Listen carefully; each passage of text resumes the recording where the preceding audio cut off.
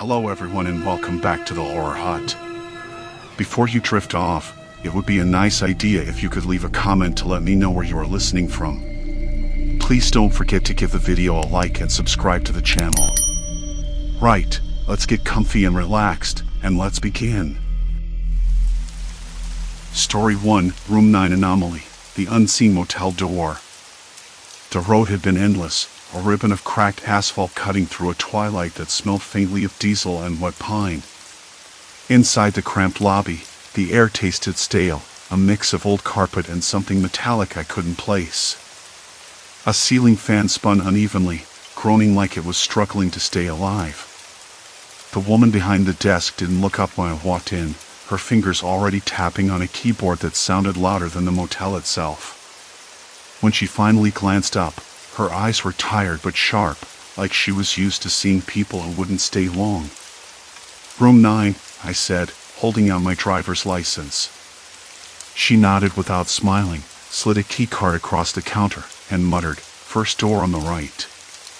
The floor plan was taped to the wall, yellowed and curling at the edges. I glanced up at it as I stepped out into the hallway. The faded map showed 8 rooms on this side of the building, numbered 1 through 8. The last marked vacant. No room 9. I shrugged. Maybe an annex? Or an addition not on the map? Not my concern. Room 9 was down the hall, past the cracked ceiling tiles and peeling wallpaper. I hesitated outside the door, the keycard feeling cold in my palm. The hallway smelled of something damp, like mildew mixed with the faintest trace of bleach. I swiped the card. The light on the reader blinked green. The door clicked open. Inside, the air was thick and still, like the room had been sealed off and forgotten. No windows. No natural light. Just 4 beige walls, a cheap bed with a thin, scratchy blanket, and a small, battered nightstand with a single, half-empty bottle of water. The carpet was rough underfoot, a dull grate that swallowed sound. I checked the lock behind me and pushed the door cautiously. It swung open and closed with a hollow thud that echoed down the hall. I stepped back into the corridor, rubbing my neck. Something felt off. The hallway outside was dimmer now, the buzzing of the fluorescent lights uneven. I pulled up the floor plan again. 8 rooms. No 9. I asked myself if I'd misread it, or if the woman at the desk was mistaken. Or maybe it was a new addition, as I'd thought. Still, I couldn't shake the feeling I'd been somewhere else entirely. I tried the door labeled vacant, just to be sure. Locked. I knocked lightly. No reply.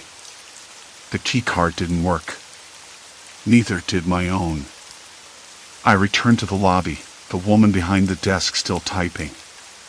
"Excuse me," I said, voice quieter than I intended. "I think there's been a mistake." My keycard opened a room that's not on the floor plan. She flicked a glance up, then back down. "Room 9 is new. They added it last month." She tapped the keyboard. "You're in the right place." "Right," I said, forcing a smile. "But it's windowless." And the hallway seemed different when I came out. She shrugged. "Building's old. Some quirks. Nothing to worry about." I nodded, but the unease didn't leave. The lobby smelled stronger here, a hint of something metallic again, like steel warmed by the sun. I swallowed hard, the dry air scratching at my throat. Back in the room, I sat on the bed and ran my hands over the blanket. Coarse. Worn. The water bottle sat still on the nightstand, condensation beating on its surface. I twisted the cap and took a sip. The water was lukewarm, flat. I set it down, noticing how the silence pressed against the walls, thick and suffocating. I checked my phone. No signal. Not surprising, given the place looked like it hadn't been updated since the last decade. I tried again. No luck. The light above flickered, a brief pulse that made the shadows shiver. I rubbed my eyes, certain I'd imagined it. The room felt smaller now, the walls closing in. I stood and paced, footsteps muffled on the carpet. There was a faint hum coming from somewhere, HVAC, maybe steady but uneven. It almost sounded like breathing. I leaned against the door, feeling the cold metal of the handle under my palm. The hallway outside was silent. I pressed my ear to the door, listening for anything, anyone. Nothing. I returned to the desk to ask for the floor plan again, but when I stepped into the hallway, the layout didn't match what I remembered. Turns out, the first door on the right wasn't where I thought it was. The numbers didn't line up. I walked back and forth, counting doors, checking numbers. No room 9. I stopped outside room 8, the door chipped and faded. The number was barely visible. I knocked. No answer. I turned the corner and found myself back in front of the door I'd entered before, the windowless room. My keycard still worked, glowing green as if welcoming me back. I stepped inside again, the door clicking shut behind me. The air was colder this time, the silence heavier. My skin prickled, and I looked around, suddenly certain I wasn't alone. Something or someone was watching. I pressed my back against the door, heart thudding in my ears. The walls seemed to lean in closer, the shadows pooling in the corners. I told myself it was just my imagination. The motel was old, the wiring probably faulty. That's all. But the feeling didn't fade. I don't know how long I stood there, listening to the quiet hum and waiting for a sign that I was safe. The water bottle sat on the nightstand, a small, useless anchor. Outside, the distant bark of a dog fractured the stillness, sharp and sudden. I swallowed again, mouth dry. The room was a cage, and I was locked inside. The room didn't change. I sank onto the edge of the bed, the thin mattress creaking beneath me. The water bottle on the nightstand caught the flicker of the overhead light, casting a pale reflection on the faded beige wallpaper stained with time. I took a slow breath, trying to steady the tremor in my fingers. I couldn't stay here. I had to find out what this place was and who was watching me. I pressed the keycard to the door again. Green light. Click. The door swung open, obedient as ever. I stepped out into the dimly lit hallway. It was narrow, too narrow for a motel corridor. The walls were closer than I remembered, their yellow paint peeling at the edges. The ceiling tiles above were stained with water damage. The faint smell of mildew and something else, something metallic and sharp, drifted under the mustiness. I checked the floor plan again. The one I'd taken from the front desk was folded in my coat pocket, crumpled but intact. Room 217, my assigned room, should have been 3 doors down to the left, but the corridor stretched longer than it should have, twisting off into shadows. I walked slowly, counting doors, trying to match numbers to the map. Nothing. Number 217. Doors with peeling numbers, yes, but none that matched the keycard. The layout was wrong. I stopped, breathing shallow, eyes darting to every dark corner. I could feel the weight of eyes on me. Not just the ones I imagined before. Something real. Watching. Waiting. Hello? I called softly, voice cracking. Is someone there? No answer. I tried the keycard on a few nearby doors. No green light. Just the dull red glow of rejection. The corridor seemed to pulse, narrowing as I walked, shadows thickening. The overhead light flickered again, buzzed, then stabilized. I swallowed hard. The air tasted metallic now, like pennies rubbed raw on my tongue. I rounded a corner, and the hallway abruptly ended at a steel door with no number. No handle. Just a small, square panel with a blinking red light. I pressed my ear against it. Nothing. No sound from the other side. Just silence. I backed away slowly. My heart was pounding, echoing in my ears.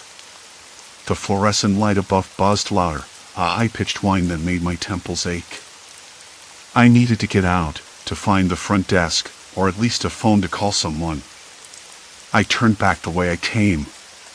But the hallway had changed. Where the door to the windowless room should have been, there was only a blank wall, its paint cracked and scarred. I ran my hand over the rough surface, trying to find a seam or a hidden latch. Nothing. Panic bubbled up, sharp and cold. "Okay," I whispered. "Okay." I retraced my steps, but the corridor behind me had shifted too. The walls leaned in, the air growing colder, heavier. I could hear faint noises now, footsteps. A low murmur, like voices just out of reach. I froze, listening. The sound stopped. A soft thud echoed behind me. I spun around. Nothing but shadows. I forced myself to keep moving, pressing the keycard against every door I passed. No green light. I tried to remember every detail from the floor plan, but it was useless now. The layout was a maze, twisting and folding in on itself like a bad dream. I found myself back at the windowless room's door again. The green light welcomed me like a trap. I stepped inside. The temperature dropped sharply. My breath came out in visible puffs, even though the heater in the room, with its faint smell of dust and decay, should have been on. I glanced around. The same cracked wallpaper, the same flickering ceiling light. The water bottle sat where I'd left it, untouched. Something moved in the corner of my vision, a shadow shifting just beyond the bed frame. I blinked. Nothing. I pressed my back against the door, shivering despite myself. The silence was suffocating. I wanted to scream, to bang on the walls until someone heard me. But my voice was gone. I reached into my pocket and pulled out my phone. No signal. Not even a flicker of bars. The screen was dim, battery low. I hit the power button again, hoping for a miracle. Nothing. I checked the time. 11:47 p.m. How long had I been here? Hours? Minutes? Time felt meaningless. I sat on the bed, fingers trembling as I scrolled through my contacts. No calls, no messages. I tried to call the front desk. Straight to voicemail. I left a message, voice tight and hurried. "Hi, this is, I'm in room 217, but the keycard isn't working on any other doors. The floor plan doesn't match the layout. Please call me back." The silence that followed was immediate and heavy. I set the phone aside. I couldn't stay here all night. I needed answers. I forced myself up, pacing the small room again. I noticed the faint smell of sweat and something else, something sharp and chemical, like cleaning supplies mixed with rust. I tilted my head, catching a faint metallic scent under it all. Blood? No, couldn't be. I sat down again, eyes scanning the room. The desk lamp was cracked, its shade bent awkwardly. The clock on the wall ticked unevenly, skipping seconds. I reached out and touched it. The hands jumped forward, then stopped. A noise from outside the door made me jump. A soft scraping sound, like nails dragged slowly across metal. I pressed my ear to the door. The sound stopped. Was someone trying to get in? Or was it a trick of my imagination? I stood, heart hammering, and grabbed the water bottle. The plastic was cold and slick in my hand. I tried the keycard on the door again. Green light. Click. The door opened as if inviting me out. I stepped into the hallway. The lights were brighter now, but the walls still pressed close. The air reeked of damp plaster and something else, old smoke. I moved quickly, determined. I'd find someone. Anyone. I reached what looked like the lobby, but it was deserted. The chairs were overturned, magazines strewn across the floor. The reception desk was bare, except for a phone disconnected, its cord cut. A sudden noise made me whip around.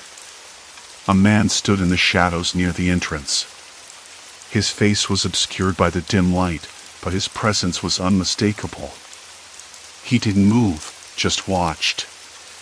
"Hey," I said, voice uneven but loud enough to fill the empty space. "Can you help me?" He didn't answer. Just stepped forward. The floor creaked beneath his feet. I took a step back, clutching the water bottle tighter. "Look," I said, trying to keep calm, "I don't know what this place is. I don't know why my keycard only opens that room. But I want to leave." He tilted his head slightly, like a dog listening to a strange sound. Then, slowly, he smiled. It wasn't a friendly smile. It was the kind of smile that promised complications. I swallowed hard. I didn't know if I could trust him or if I wanted to. But I had to try. Because whatever was going on here, it wasn't going to end if I stayed quiet. And the room was no longer the only cage I had to worry about. The man's smile stayed with me, an echo in the hollow lobby as he took another slow step forward. The floorboards groaned under his weight, a sound too deliberate for comfort.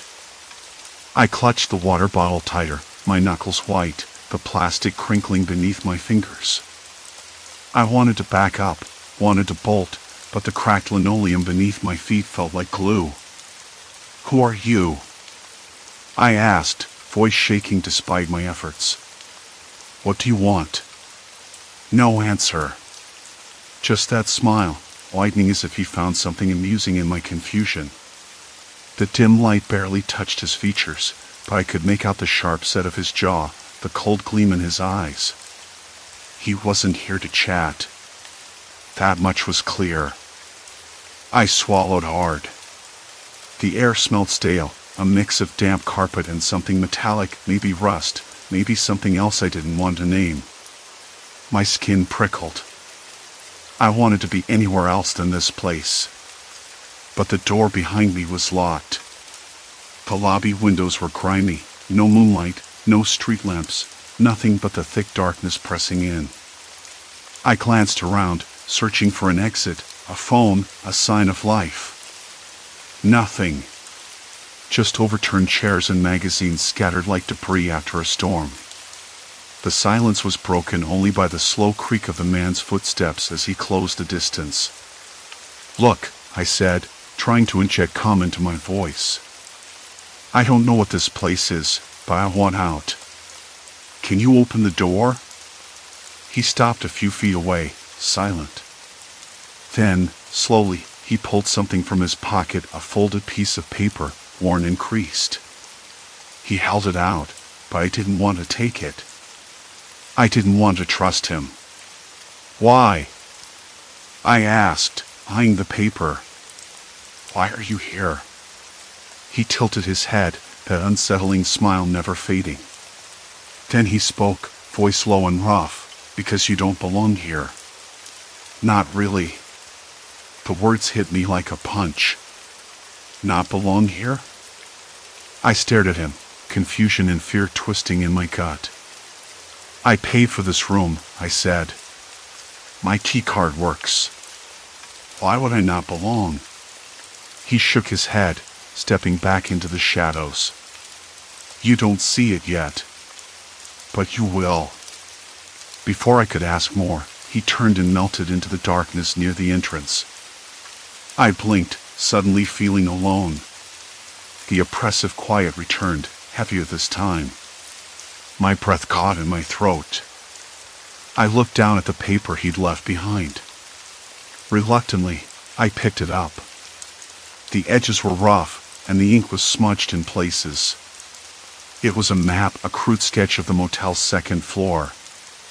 But the room marked as mine wasn't anywhere near the usual layout.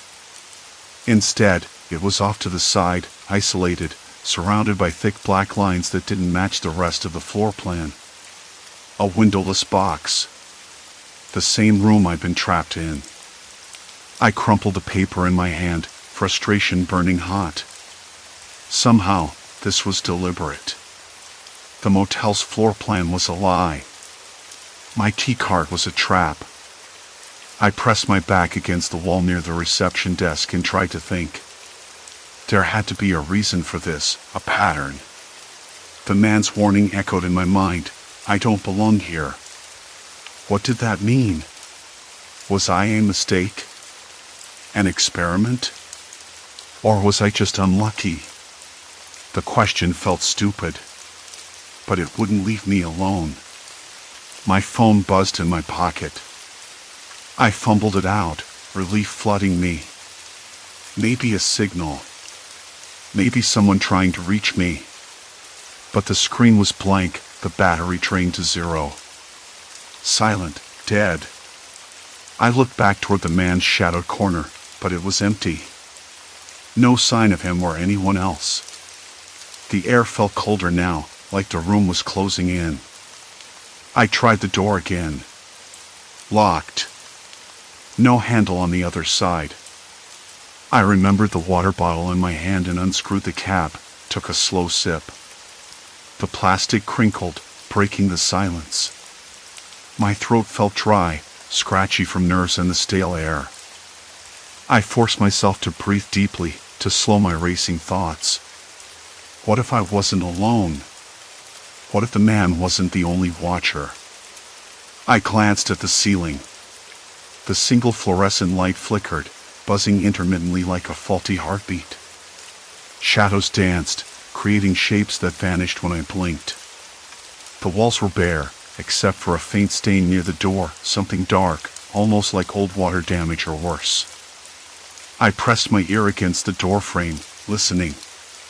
Nothing but my own breath, shallow and quick. No footsteps, no voices. I tried the doorknob again, more forcefully this time. It didn't budge. Frustration rose, a tight knot in my chest. Then, faintly, almost imperceptible, a sound. A scraping noise, like nails or claws on concrete, coming from somewhere beyond the door. I froze. It wasn't possible. The motel was supposed to be empty. Closed for renovations or something. I paced the small room, every movement making the floor creak. My hands trembled despite my efforts to stay calm. The water bottle slipped from my grip and rolled across the floor, stopping near the corner. I didn't want to bend down for it. I thought about trying to break a window, but the room didn't have any. Just 4 blank walls and a door that wouldn't open. I sat down on the edge of the bed, the thin mattress creaking under me. The sheets smelled musty, like they hadn't been changed in years. The carpet beneath my feet was rough and dirty. I rubbed my palms over it, trying to steady myself. What was this place? Why was I here? And who was watching me? I closed my eyes and tried to remember how I'd gotten here in the first place. The check-in desk had seemed normal, but now I wasn't sure what was real anymore. The man's words replayed, "You don't belong here." I shook my head. No, that couldn't be true. I was just a traveler. A stranger. Nothing more. But then the door rattled. A sharp, sudden knock.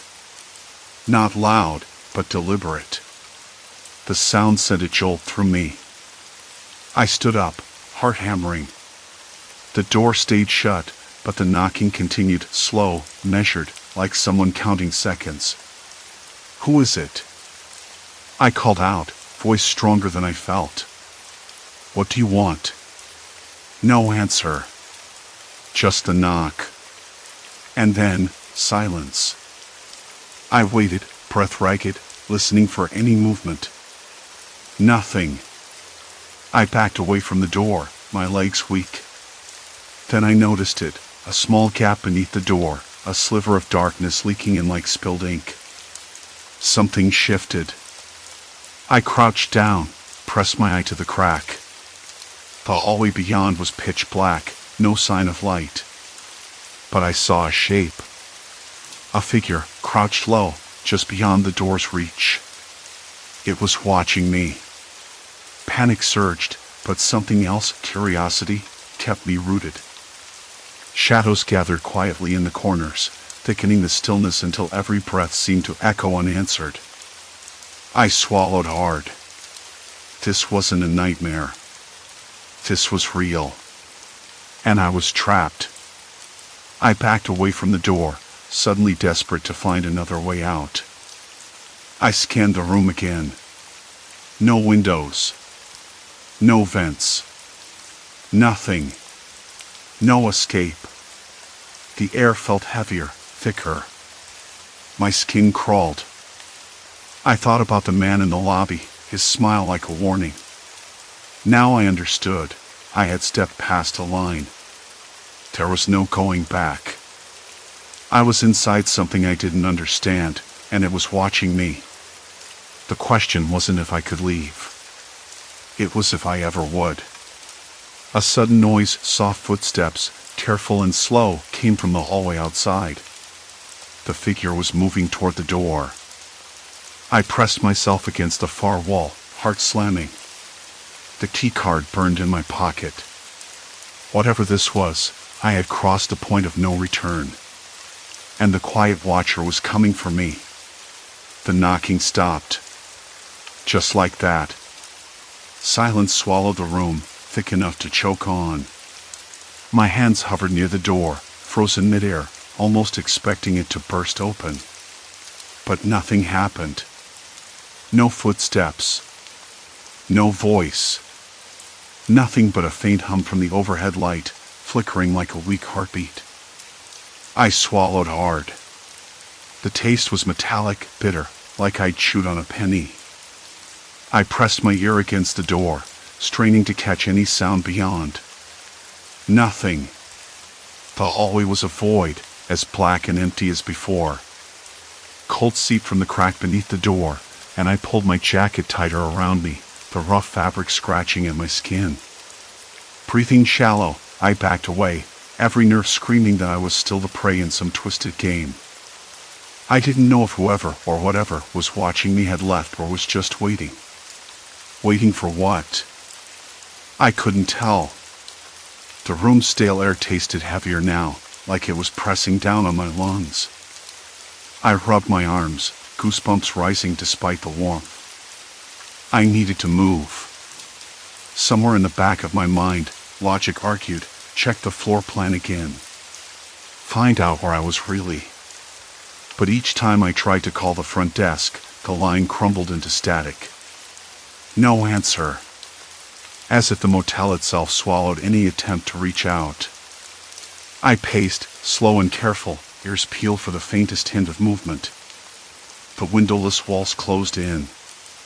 The overhead light flickered again, then dimmed for a moment before snapping back.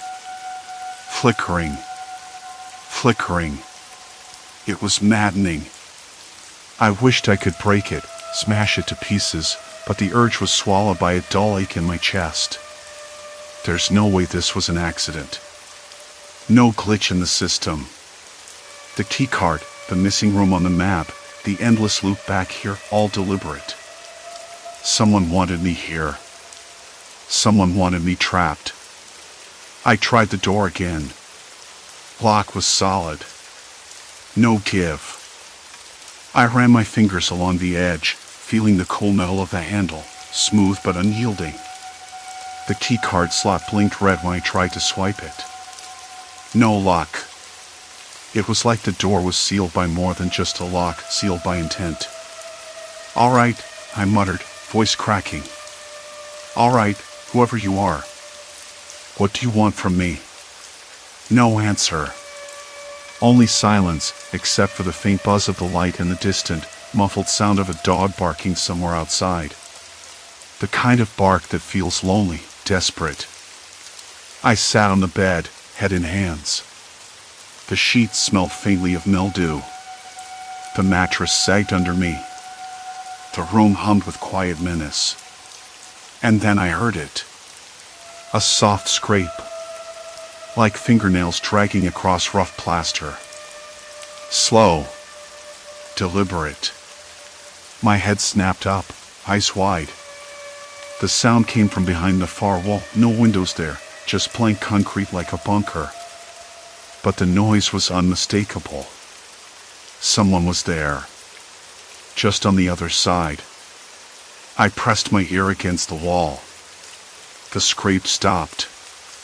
My breath hitched. Silence again. I swallowed, trying not to let panic rise. "Look," I said aloud, voice quieter now. "I don't know who you are. I'm not looking for trouble. Just let me out." No answer. Just the faint echo of my own voice bouncing back at me. I stood and moved to the small desk in the corner, searching for something to use. A pen, maybe a paperclip, anything to pry the door open or wedge it. My fingers closed around a metal hanger, bent out of shape. Not much, but better than nothing. I knelt by the door, sliding the hanger beneath the gap. The metal scraped softly against the floor. My heart pounded loud enough to drown out everything else. I tried to wiggle it into the latch. Click. A tiny, teasing click. I froze. Was that real? I tried again, more aggressively this time. Another click. The handle shifted slightly. Hope flared. I pushed the door gently. It gave an inch, then stopped. Locked tight again. Frustration welled up so fast I almost cried. The hanger wasn't enough. I backed away, chest heaving. Then I noticed it, a faint, almost imperceptible shadow moving just beyond the door's edge, flickering in the light's weak glow. Someone was there. Watching. Waiting. I swallowed hard. "Why are you doing this?" I asked, voice barely above a whisper. No answer. But then, a whisper too low to be understood. I stepped back, bumping into the bed. My fingers trembled. I wasn't sure if I was hearing things or if someone was really speaking just out of reach. I tried to steady myself, breathing slow, counting in my head. 5, 6, 7. The cold sweat on my back soaked through my shirt. The room felt smaller, the walls inching closer, squeezing the air out of my lungs. Then the light cut out. Nothing but black. I gasped, hands outstretched, fumbling for the switch. The dark was thick, pressing against my skin, filling my ears with the sound that seemed to vibrate in my bones of my own ragged breathing. Seconds passed, maybe longer. I wasn't sure. The light snapped back on, harsh and unforgiving. The shadow was gone. I wasn't alone. A sharp noise like a breath or a sigh came from the corner behind the door. My heart slammed so hard I thought it might burst through my ribs. I spun around, searching, but saw nothing except the peeling wallpaper and the stained carpet. My mind raced, trying to piece this together. Someone had to be here. Someone who knew the motel's hidden rooms, the corridors that didn't exist on any map. Someone who wanted me to feel watched, trapped, exposed. And maybe worse. I tried the phone again. Dead. No dial tone. Not even static. I checked the windowless walls for cracks or vents. Nothing. The room was sealed tight. I sank back onto the bed, every muscle trembling. The man's words echoed in my head, "You don't belong here." Maybe he was right. Maybe I was never meant to be here at all. The moment the door clicked shut behind me, I knew something had shifted. The stale air in that windowless room felt heavier, almost viscous, like it was pressing against my skin. I stood still, listening. No hum of traffic outside, no distant voices from the motel's front desk, just silence. Complete silence. The fluorescent light above flickered once, then steadied, casting a pale, sickly glow that made the peeling wallpaper look like it was breathing. My hands trembled as I slipped the keycard into my pocket. It had opened this room, the one that wasn't supposed to exist. The one that never appeared on the floor plan. I pressed my palm flat against the wall, feeling the rough plaster beneath my fingers. It was colder than it should have been, almost damp. A faint smell of mildew lingered, but underneath it was something else, something metallic, bitter. I couldn't place it. I took a step forward, then another. The room was smaller than I remembered, no furniture, just an old, cracked vent in the far corner, its grill bent and rusted. I crouched and listened. Nothing but my breathing and the distant hum of a fluorescent bulb struggling to stay lit. I tried to steady my voice and called out, "Hello? Is anyone there?" No reply. Only silence. I knew I should leave, find the lobby, and demand answers. But something held me back, a mix of dread and stubbornness. I wasn't about to let this place win.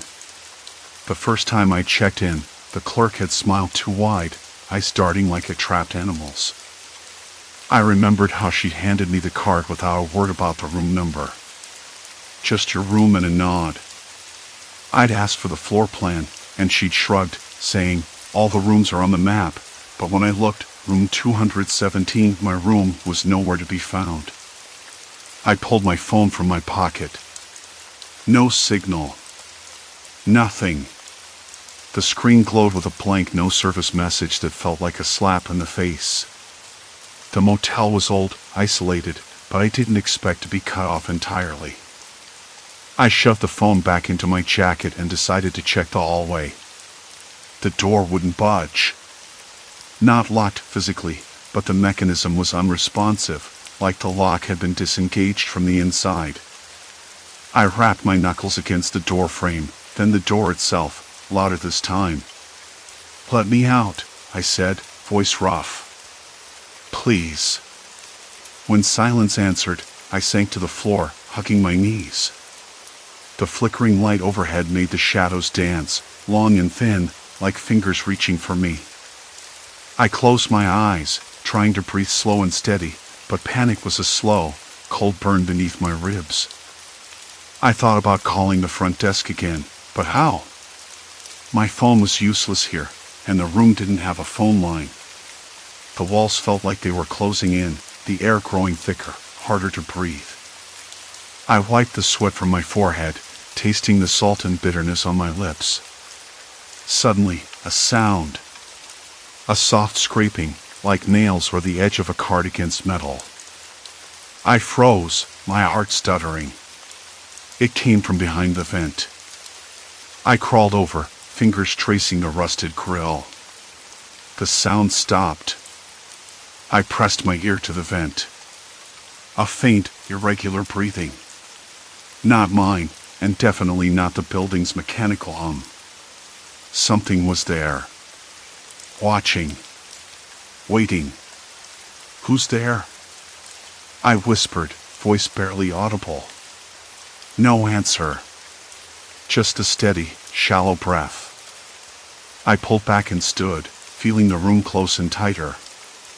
There had to be an explanation. A prank, maybe. Someone hiding in the walls. But why? And how long had I been trapped here? I remembered the other guests I'd seen in the lobby. None of them had seemed real before now. Just shadows and whispers. The clerk's too white smile. The way the other rooms never seemed occupied. It all clicked into place like a puzzle I didn't want to finish.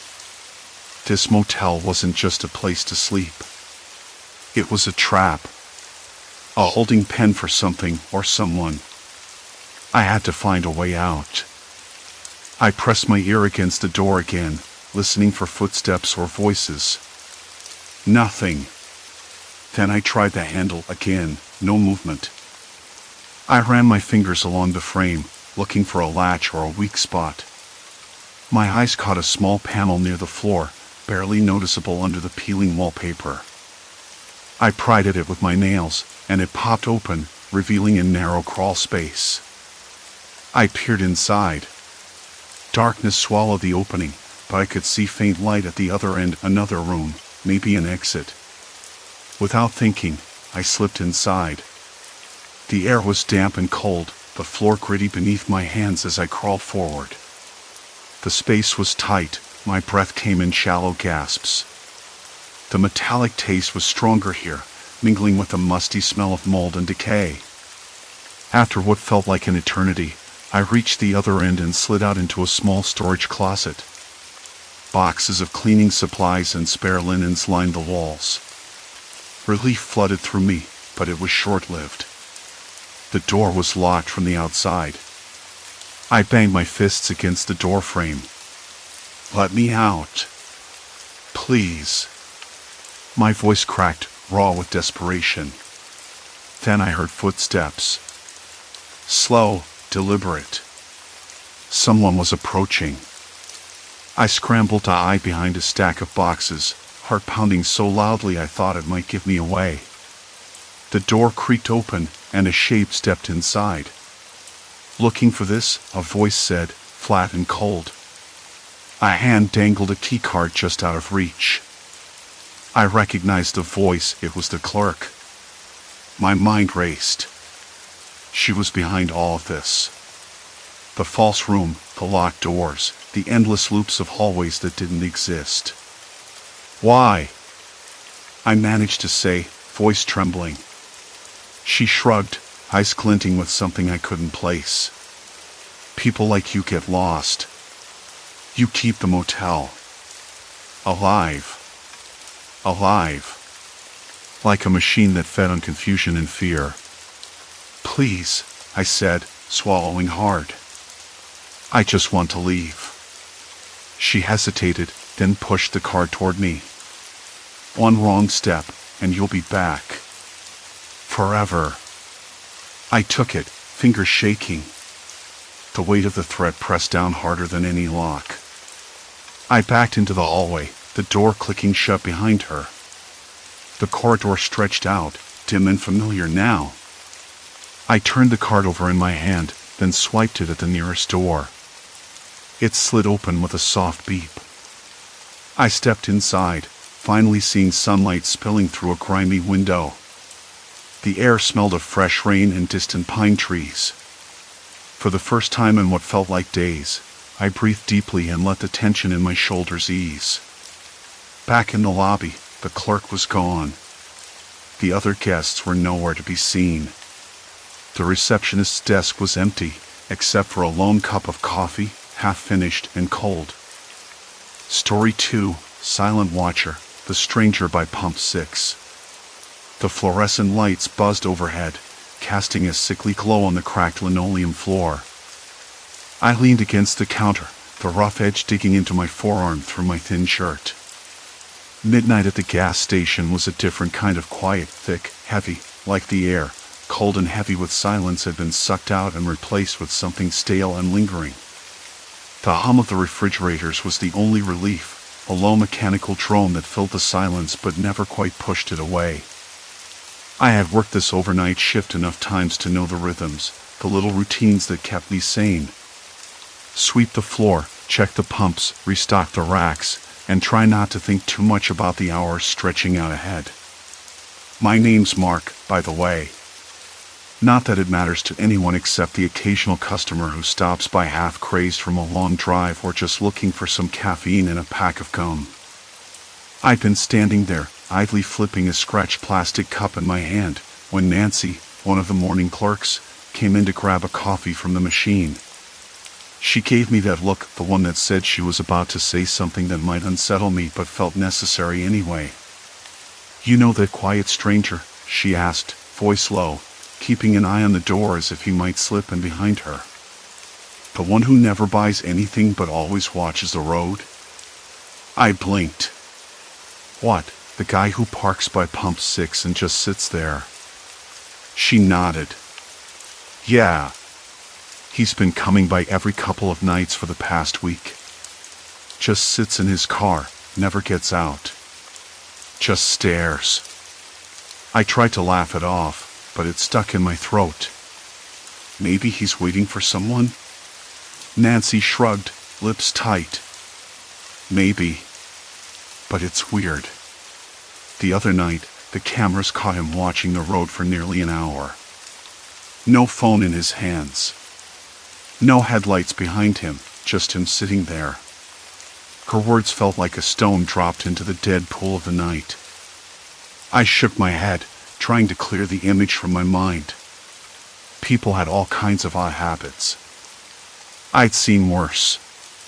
The clock on the wall ticked past 12:30 a.m., its second hand jerking in uneven spasms. I reached over to the coffee pot, the bitter smell cutting through the musty air, and poured myself a cup. The liquid was lukewarm, but I drank it anyway, the acrid taste settling somewhere low in my throat. The bell above the door jingled faintly, a sound I come to associate with either relief or irritation depending on the visitor. Tonight, it was a tired man in a threadbare jacket, his eyes red-rimmed and his hands trembling slightly as he fumbled for change. Crazy, right? He bought a soda, one of those cheap cans that fizzed and hissed when opened, and left without a word. After he left, I found myself glancing toward pump 6, where Nancy said the quiet stranger liked to park. Nothing but the empty lot stretched out beneath a scuffed sky, the overhead lights reflecting off a thin sheen of dew gathering on the asphalt. I tried to shake the unease creeping over me like a slow, cold wave. Probably just nerves, I told myself. Long shifts, too much caffeine, not enough sleep. But then Tom, the night manager who just slipped in for a cigarette break, pulled me aside by the cooler. "You see the guy out there?" he asked quietly, nodding toward the lot. I frowned. "Which guy?" "The quiet one. Parked by pump 6, same as always." I glanced out the window again. The lot was empty except for my own car, its dark shape barely visible under the flickering streetlight. No headlights anywhere else. "I don't see him." Tom's face was set, a little pale in the flickering light. "He's out there. I saw the reflection of headlights just now, but no car. Like they were behind yours, but no vehicle in sight." I frowned harder, the hairs on my neck prickling. "That doesn't make sense." He shrugged, flicking ash into the tray. "Maybe you're seeing things." "It's late." I wasn't so sure. The idea of a car's headlights appearing out of nowhere, just behind mine in the empty lot, felt wrong. The air suddenly tasted metallic, sharp against my tongue. I told Tom I'd keep an eye out, but the truth was, I wanted to get off shift early. The night was creeping under my skin, and the longer I stayed, the more I felt like I was being watched, not just by Nancy's quiet stranger, but by the shadows themselves. The clock ticked again. 1 a.m. I went outside for a moment, stepping onto the rough concrete beneath the awning. The night was colder than I expected, the chill biting through my jacket. The smell of damp earth mixed with gasoline fumes from the pumps. Somewhere in the distance, a dog barked twice, lonely and sharp. My breath came out in quick, misty puffs. I looked toward pump 6. Nothing. Then, headlights. They blinked on behind my car, low and steady, cutting through the darkness like twin eyes watching me. The lot was empty. No other cars had come in. No one else was around. I swallowed hard, the cold catching in my throat. The lights didn't move. just stayed there, silent and waiting. I stepped back inside, locking the door behind me. The fluorescent lights hummed overhead. I could still see the glow through the glass. The quiet stranger was here. And tonight, I wasn't sure I wanted to be alone. The moment I locked the door behind me, the fluorescent lights buzzed louder, filling the small space with an oppressive hum. I swallowed hard. The air inside the store felt suddenly thick, stale, and my fingers trembled as I adjusted the collar of my jacket. Nancy's words echoed in my mind, quiet stranger, never buys anything, always watching the road. I didn't like being watched. Not like this. Not when the night was so dead. I wanted to call someone. Someone who could make sense of this. But my phone was dead. Battery drained to zero, no signal anyway. Typical. I slammed the counter's edge with my palm and forced a shaky breath. "Hey," came a voice from behind me. I spun around, startled. It was Marcus, the clerk from the evening shift, his face lit by the harsh white bulbs overhead. "You see him?" I nodded toward the window. "Yeah. There." He frowned and stepped closer, lowering his voice. "That car's been here every night this week. Just sitting. Sometimes the guy, he doesn't even get out. Just stares down the road like he's waiting for something." "Why?" I asked, but Marcus shrugged. "Nobody knows. We asked around, but no one's ever said a word to him. No purchases, no questions. Just watches." I rubbed my temples. Sounds like the setup to a bad movie. Marcus chuckled nervously. "I know how that sounds. But it's creepy, man. Makes you want to keep the doors locked tight. I figured you'd want to know." I appreciated the heads up, but it only made the pit in my stomach grow. Why here? Why now? The gas station was barely a blip on the map, nothing more than a blinking light of the highway. No reason for anyone to hang around like that. The clock on the wall ticked to 1:15 a.m. The headlights outside hadn't moved an inch. "Have you tried talking to him?" I asked. Marcus shrugged again.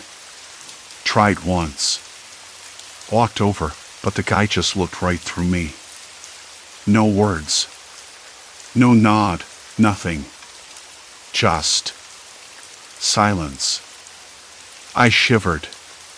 The silence was worse than any answer. The night stretched on.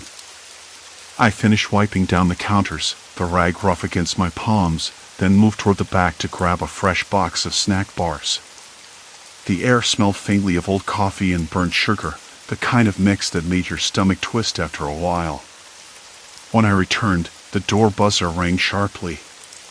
My heart jumped.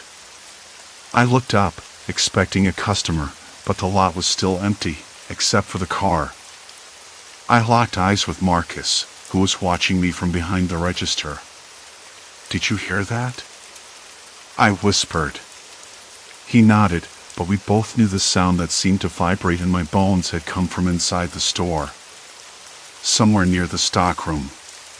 My pulse sped as I edged toward the back, the floor cold beneath my shoes. The door to the storage room was slightly ajar, the fluorescent light inside flickering weakly. I pushed it open, the scent of paper and stale air hitting me. Nothing. Just boxes stacked neatly, a few bags of charcoal, and a busted broom leaning in the corner. A draft tickled the back of my neck. I turned quickly, heart hammering. Nothing moved. No shadows shifted. Yet my skin prickled with an uneasy awareness, as if the walls themselves were listening. I stepped back into the main room and locked the door again, double-checking the bolt. Marcus gave me a look, a mix of concern and resignation. "Maybe we should call the police," I said quietly. He shrugged. They come by sometimes, but there's nothing to report. No complaints. Just a guy sitting in his car. I nodded, but the thought didn't sit well. Something about it wasn't right. Minutes passed. The night deepened. The hum of the fluorescent lights was suddenly interrupted by a faint tapping sound. Tap. Tap. Tap. Against the glass. I froze. Marcus didn't hear it at first, but when it repeated, he looked over, eyes wide. The tapping came again, slow and deliberate. Someone or something was trying to get my attention. I edged closer, heart thudding loud enough to drown out everything else. Outside, the car's headlights were off. Darkness now. Just a faint outline in the gloom. Did you see that?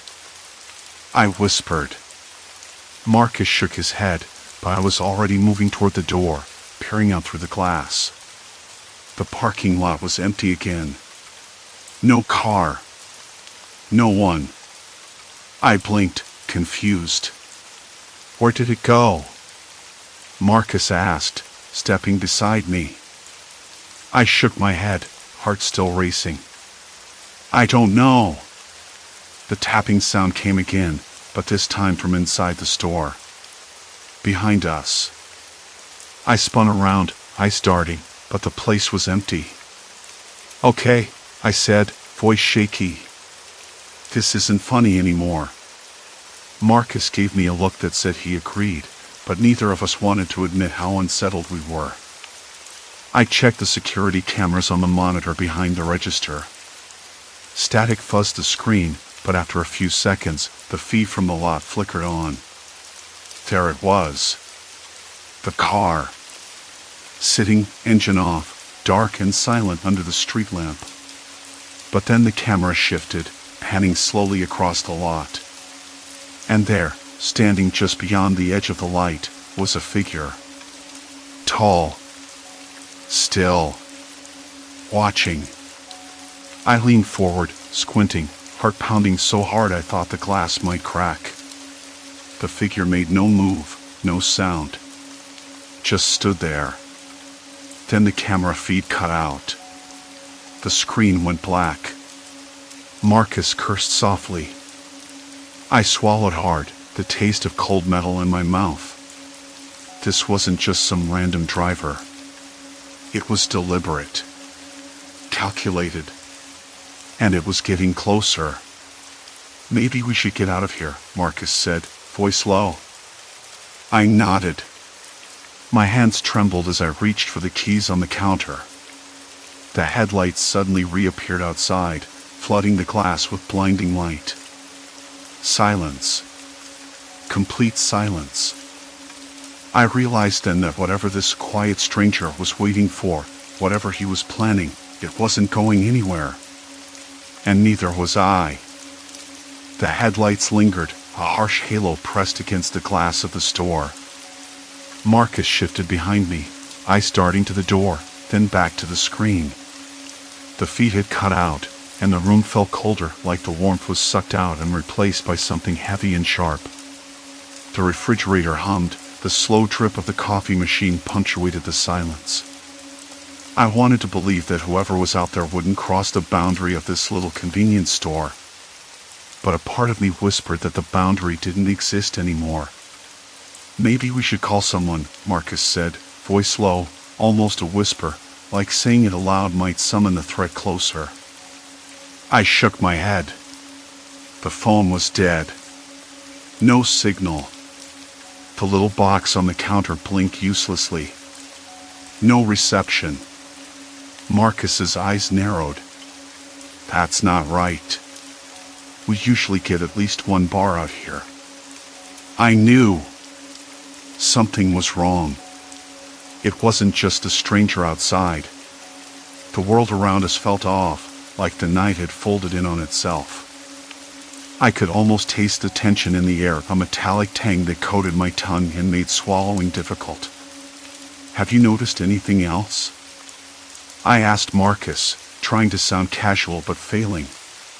He glanced at the camera monitor again, then back at me. The other clerks, remember? They never said much, but those warnings, they weren't random. They knew something.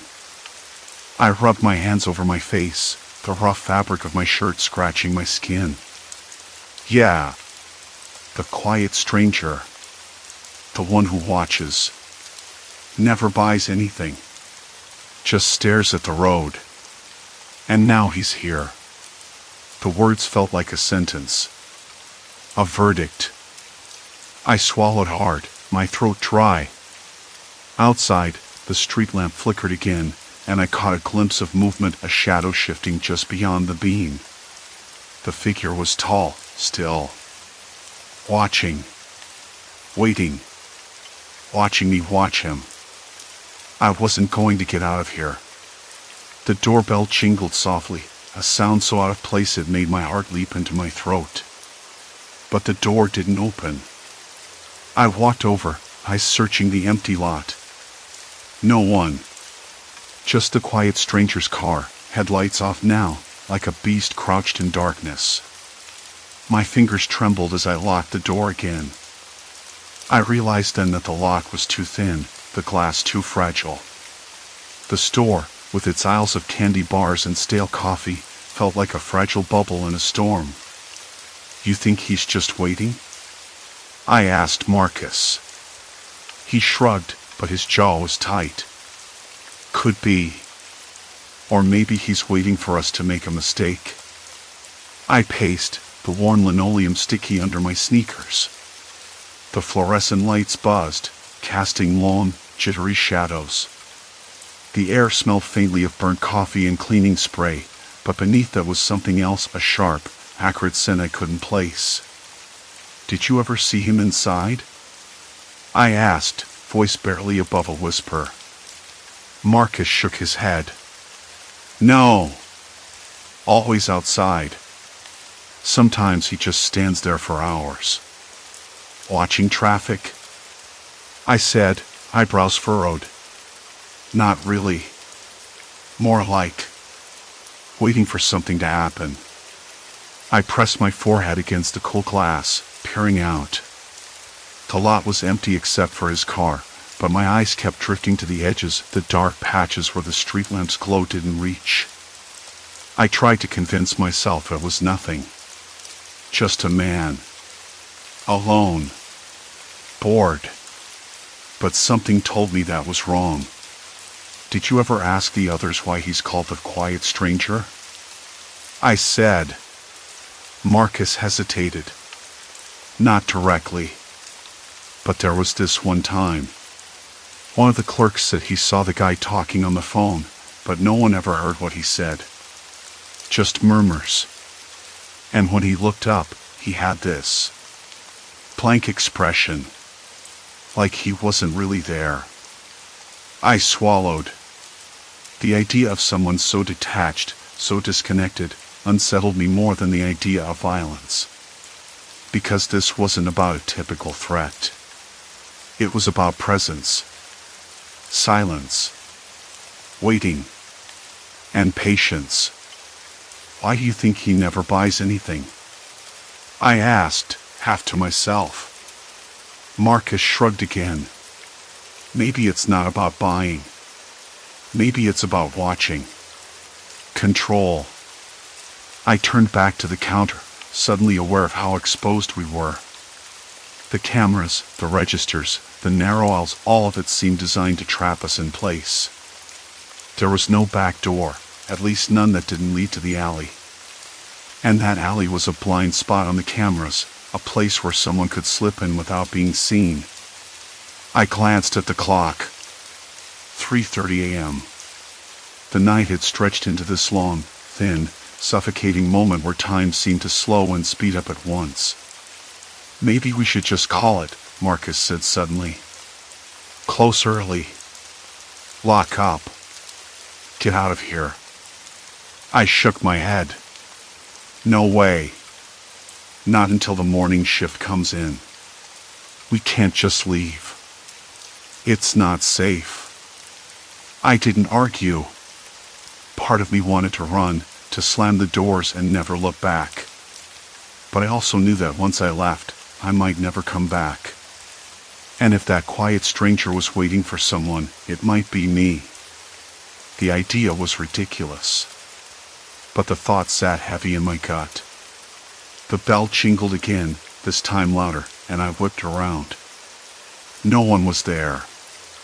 Just the cold air drifting in through the cracked window, carrying the faint smell of wet asphalt and something else, something sweet and rotten. I swallowed hard and forced myself to breathe. The door held firm. The lights buzzed overhead. Marcus was watching me, his expression tight, unreadable. "We're trapped," I said finally. He nodded. "Yeah. And whatever that guy wants, he's not going to leave until he gets it." I felt a pulse of heat rise in my chest, the first flush of real fear breaking through the numbness. I wanted to tell Marcus I was okay, but the words stuck in my throat. Outside, the car's headlights flicked on again. Not bright this time. Dim, like watching a candle gutter in a draft. The figure stepped from the shadows, slow, deliberate. No sudden moves. Just the quiet stranger. He stopped at the edge of the lot, hands in his pockets, head tilted slightly as if listening to what, I didn't know. The street lamp overhead flickered violently, then steadied. I thought about the warnings. The rumors. The hushed voices talking about him in the break room. "He's not just watching the road," I said quietly. "He's watching us." Marcus's eyes fixed on the door. We're his audience now. The realization hit me like a wave. There was no turning back. No escape. The quiet stranger had claimed this place and us with his silence and his waiting. I glanced at the emergency exit sign above the back door. It glowed faintly, a soft red beacon.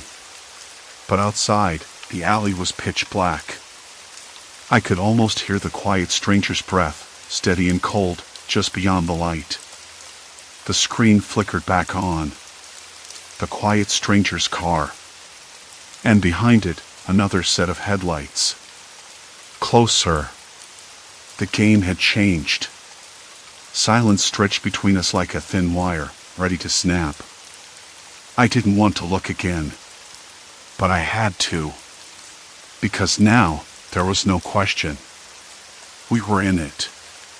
No going back. The screen flickered back on, the grainy image of the empty road stretching behind the store blinking into view. The quiet stranger was still there, just beyond the edge of the parking lot, hands deep in his pockets as if the cold air didn't bother him. I could hear the soft hum of the fluorescent lights overhead, the occasional drip of water somewhere in the pipes, and the distant shudder of a car engine far down the street. My skin prickled, every sense wound tight. Marcus didn't say anything. He just stood beside me, eyes locked on the screen, jaw clenched like he was chewing on something bitter. The silence between us was heavy, filled with all the words neither of us dared speak out loud.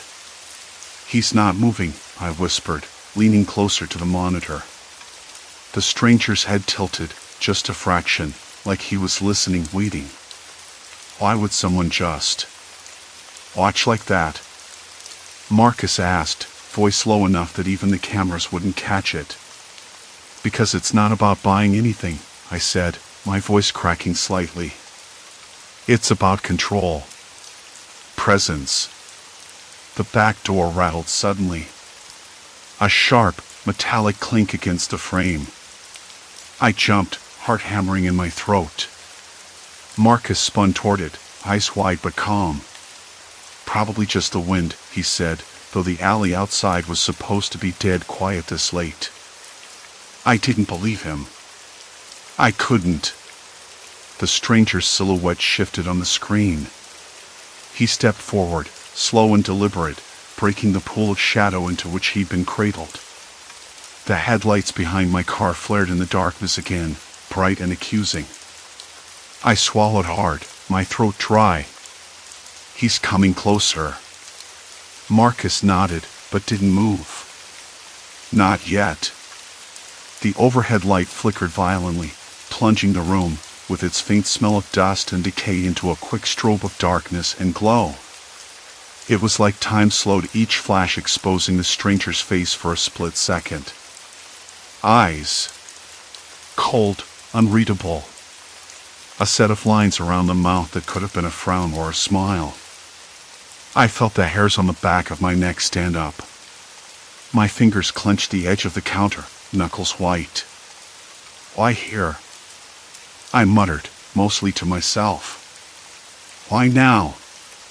Marcus glanced at me, then toward the door. Maybe he's always been here.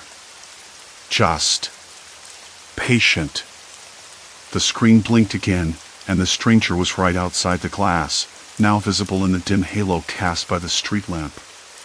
He raised a hand slowly, palm flat against the window. I froze. The cold from his touch seemed to seep through the glass, a chill that wound around my spine and squeezed tight. I wanted to look away, but couldn't. Hey, Marcus said quietly, stepping forward. What do you want? No answer.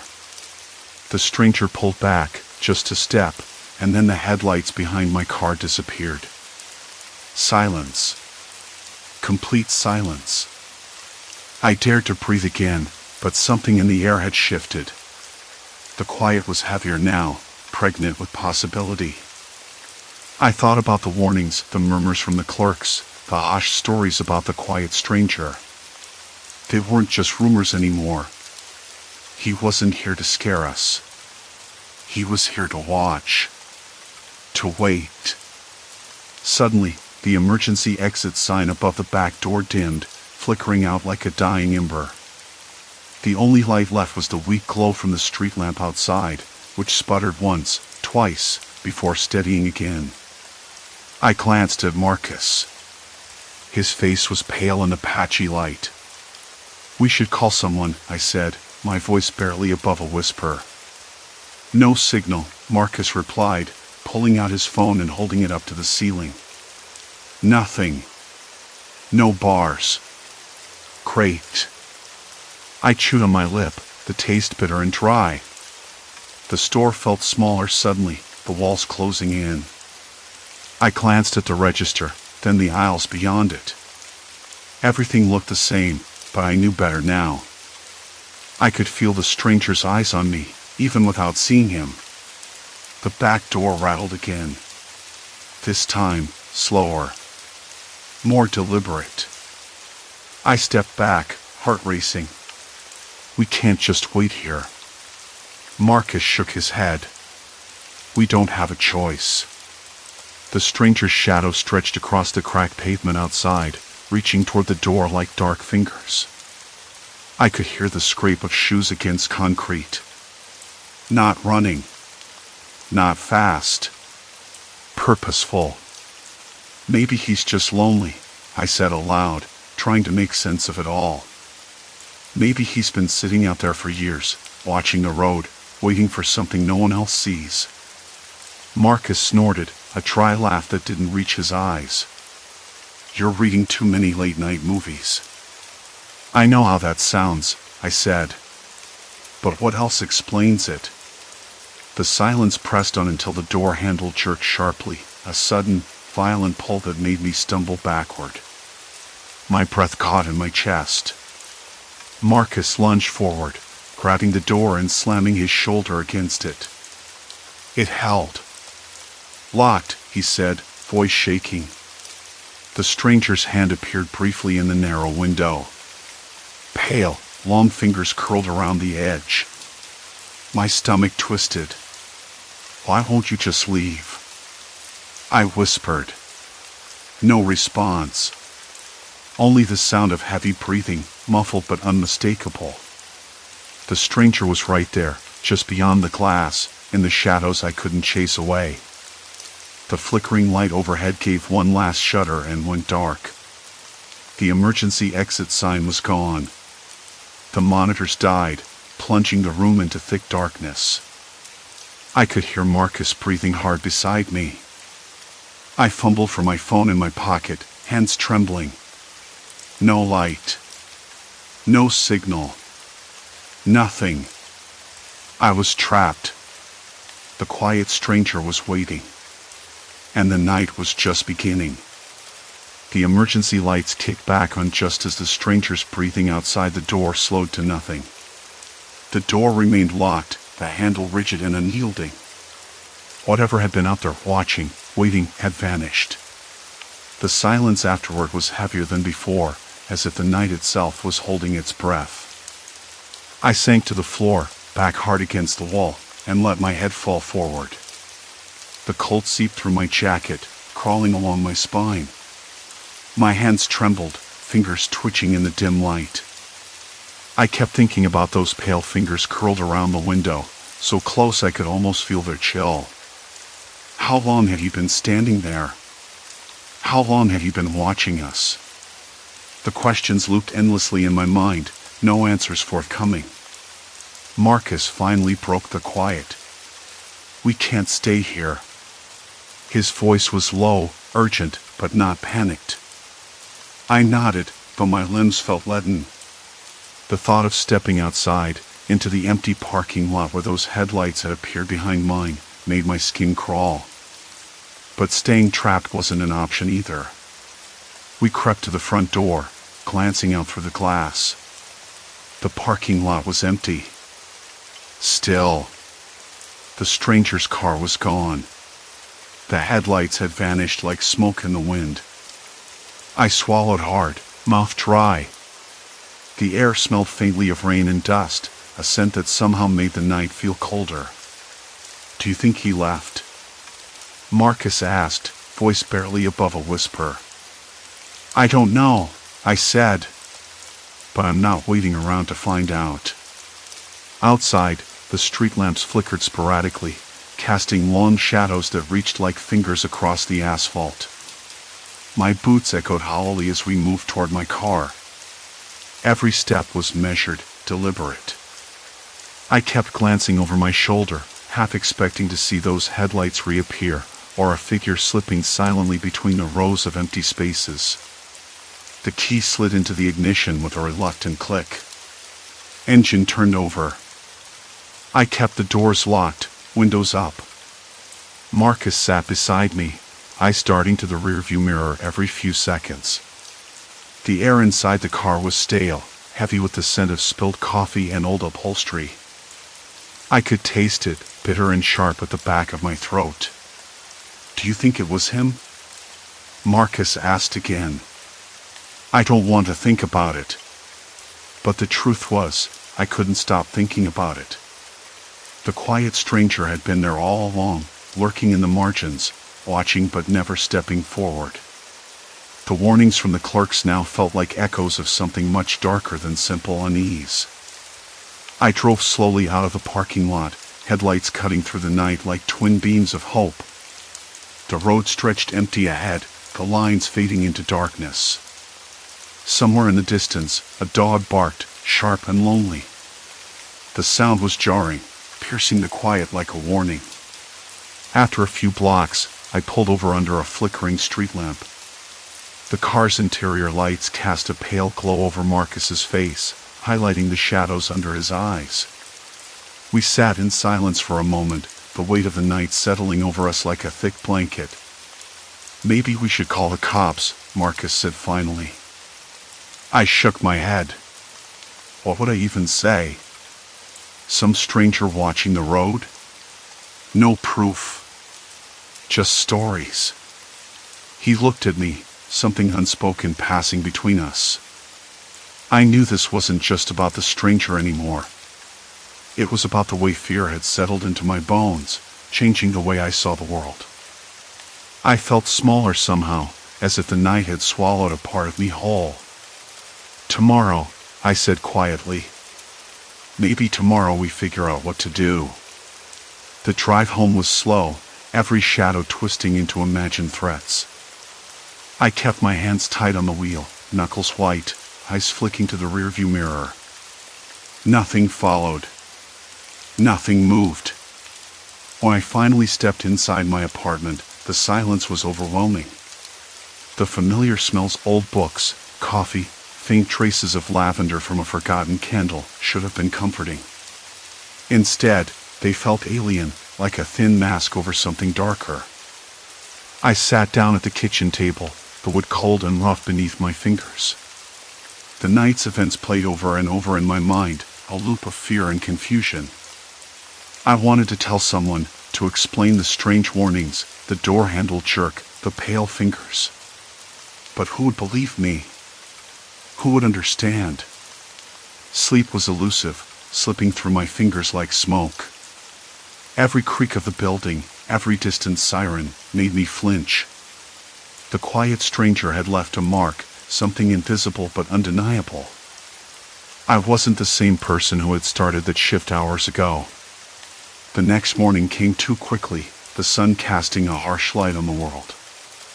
I stayed inside, windows shut tight, blinds drawn against the brightness. The phone rang twice, calls from friends I didn't answer. Their voices sounded distant, like echoes from another life. I finally texted Marcus. We need to talk. We met at a small cafe, the place buzzing with life and noise, a stark contrast to the emptiness of the night. Over coffee, we pieced together what little we knew. The clerk's warnings, the stranger's silence, the impossible stillness of the parking lot. None of it made sense. And yet, it all felt real. I think, Marcus said slowly, he wasn't after us. Not directly. It was something else. Maybe he was watching for someone. The idea settled uneasily in my mind. Someone else. Another layer of mystery beneath the surface of the quiet stranger's presence. I nodded, but inside, I felt a cold certainty. Whatever had happened that night wasn't over. It had changed something fundamental in me, a fracture in the way I saw safety, trust, the quiet spaces we take for granted. Days passed. The parking lot remained empty. The store returned to its usual rhythm, the clerks offering brief, knowing glances but no more warnings. Life moved forward, but I carried the shadows with me, a constant reminder. I stopped working overnight shifts. The silence was too much. The waiting. The watching. I needed daylight, noise, the obvious dangers of the world, not the subtle ones that crept in the dark. Sometimes, when the sky turns the right shade of twilight, I catch myself glancing over my shoulder, expecting to see those pale fingers curled around a window, or headlights flickering like distant eyes. But the stranger never comes back. He never had to. The night was enough. Story 3, Chemical Veil, Toxic Changes in Edgemoor. The morning smelled like metal and rain. I'd lived here for nearly 10 years, long enough to memorize every creak in the pavement, every faded mailbox, every dog that barked in the distance. Most mornings, Edgemoor was a quiet place, the kind of street where you might nod to a neighbor but never linger. But that morning was different, off in a way I couldn't immediately put my finger on. The news had mentioned a chemical spill at the plant across town, 3 mornings ago. A ruptured tank, they said, and a swift cleanup. Officials assured us there was no danger, that the air and water were safe. I wanted to believe that, but the smell told another story.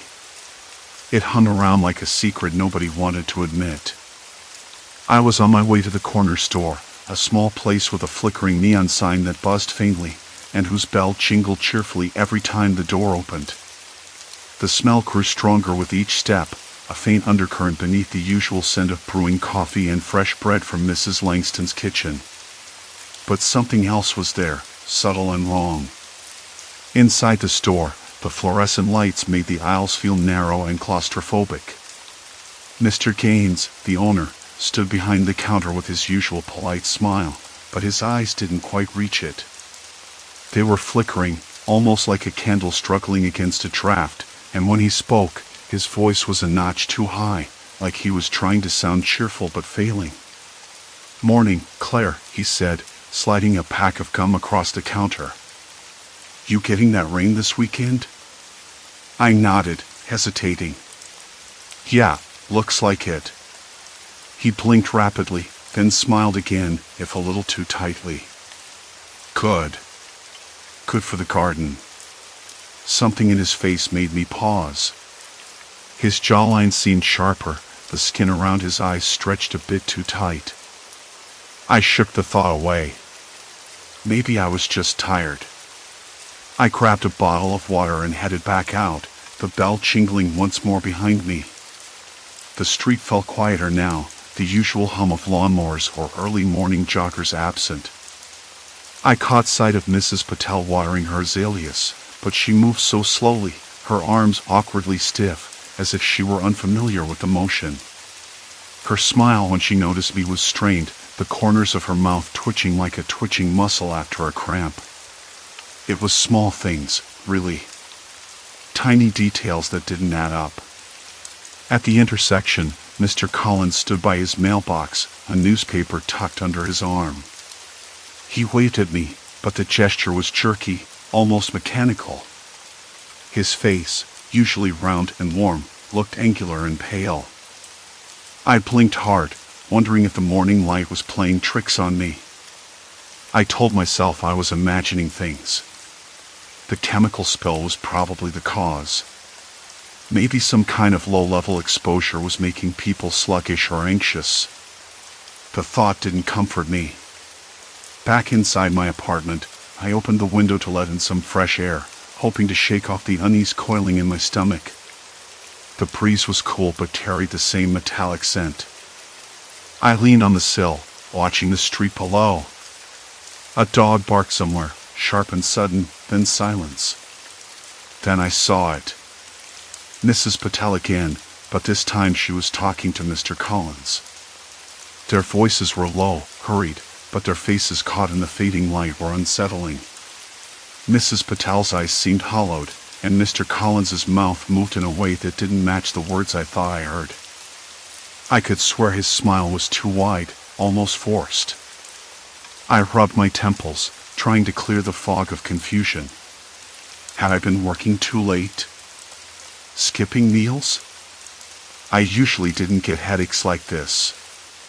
The phone rang sharply, slicing through the quiet apartment. I jumped, heart skipping. It was my sister, Mara. "Hey," I answered, forcing my voice to sound normal. "Claire, have you noticed anything weird around there?" "People acting off?" I frowned. "You mean the spill?" "Not just that. Faces. Behavior. I saw Mrs. Jenkins today. Her eyes looked different. Like she wasn't her usual self." I swallowed hard. "Yeah. I've been thinking the same thing." She hesitated, then said, "It's like they're all changing. Slowly. But it's there." I didn't know what to say. I could feel a slow tightening in my chest, a knot that wasn't quite fear, maybe something worse. After we hung up, I sat by the window again, the city breathing quietly beneath the gray sky. The street lamp flickered on, casting long shadows that pulled like ink across the cracked sidewalks. My reflection caught in the glass a tired face, eyes wide and searching. I looked back out. Nothing was quite right. Not yet. But something was coming. Something I couldn't explain. And for the first time in years, I didn't trust the people next door. The unease settled deeper, like a slow drip wearing away at calm.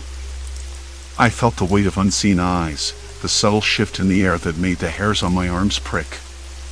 Maybe it was paranoia, or maybe the city itself was holding its breath. Either way, I knew that when the quiet breaks, it won't be gentle. Tonight was just the prologue, and somewhere in the shadows, the real story was waiting to begin. A distant siren wailed, slicing through the stillness, as I steeled myself for whatever came next. The siren faded into the distance, swallowed by the night, but the unease it left behind clung to me like damp clothes. Sleep was impossible. Not with the way the neighborhood had twisted overnight, not after what I'd seen in the faces of people I'd known for years. Faces that looked familiar but wrong, like photos printed on crumpled paper.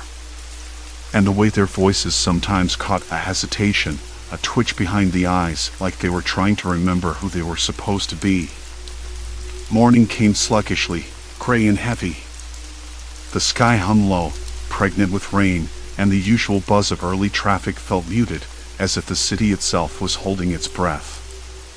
I brewed some coffee, the bitter smell filling the kitchen, sharp against the faint scent of damp earth seeping through the cracked window frame. The steam curled upward, a small, fragile comfort. I called Sarah first. She answered on the second ring, voice tight but steady. "Did you notice anything last night? Strange?" There was a pause, the kind that makes you wonder if the other person's breathing is uneven. "It's not just you," she said finally. "My mom," she looked at me like I was a stranger. Like she didn't recognize me. I frowned, rubbing the back of my neck. "Same here." "And Mr. Klein?" He was staring at his hands, like he didn't know what they were for. Sarah's sigh was long, tired. "I'm coming over. We need to figure this out." Her words were a lifeline. I wasn't alone in this. At least, not yet. An hour later, Sarah was at my door, her coat still damp from the mist that had started falling. We sat at the kitchen table, the light above flickering, casting a stuttering pulse on her pale face. We shared what we'd noticed, small things at first. The way neighbors avoided eye contact, the odd expressions caught mid-smile, the subtle twitching around mouths that didn't quite relax. "Have you talked to anyone else?" she asked, sipping her coffee. I shook my head. "I'm afraid. Not of them, exactly. Of what this is doing to them. Or maybe to me." Sarah nodded slowly. "I've been keeping a journal. Not just what people look like, but what they do. How they change. It's like they're fragments of themselves, replaced by something else." Her words felt heavier than the rain tapping against the window.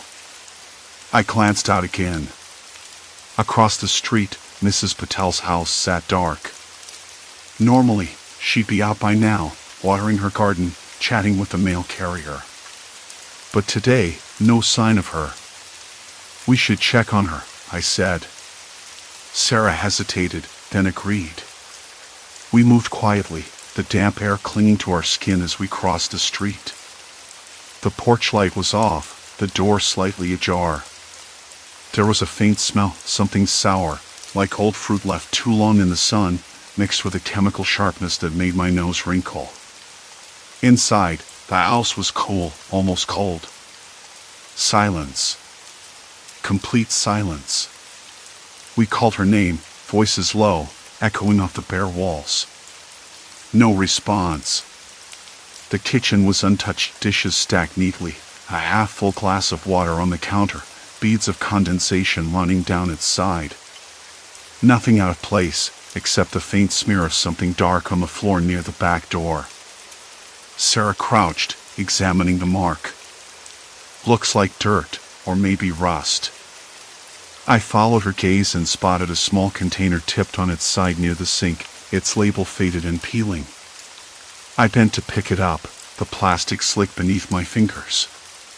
The label read, "Hazardous, do not ingest." The rest was illegible. Where did this come from? I murmured. Sarah's eyes narrowed. "I think I saw something like this near the old chemical plant.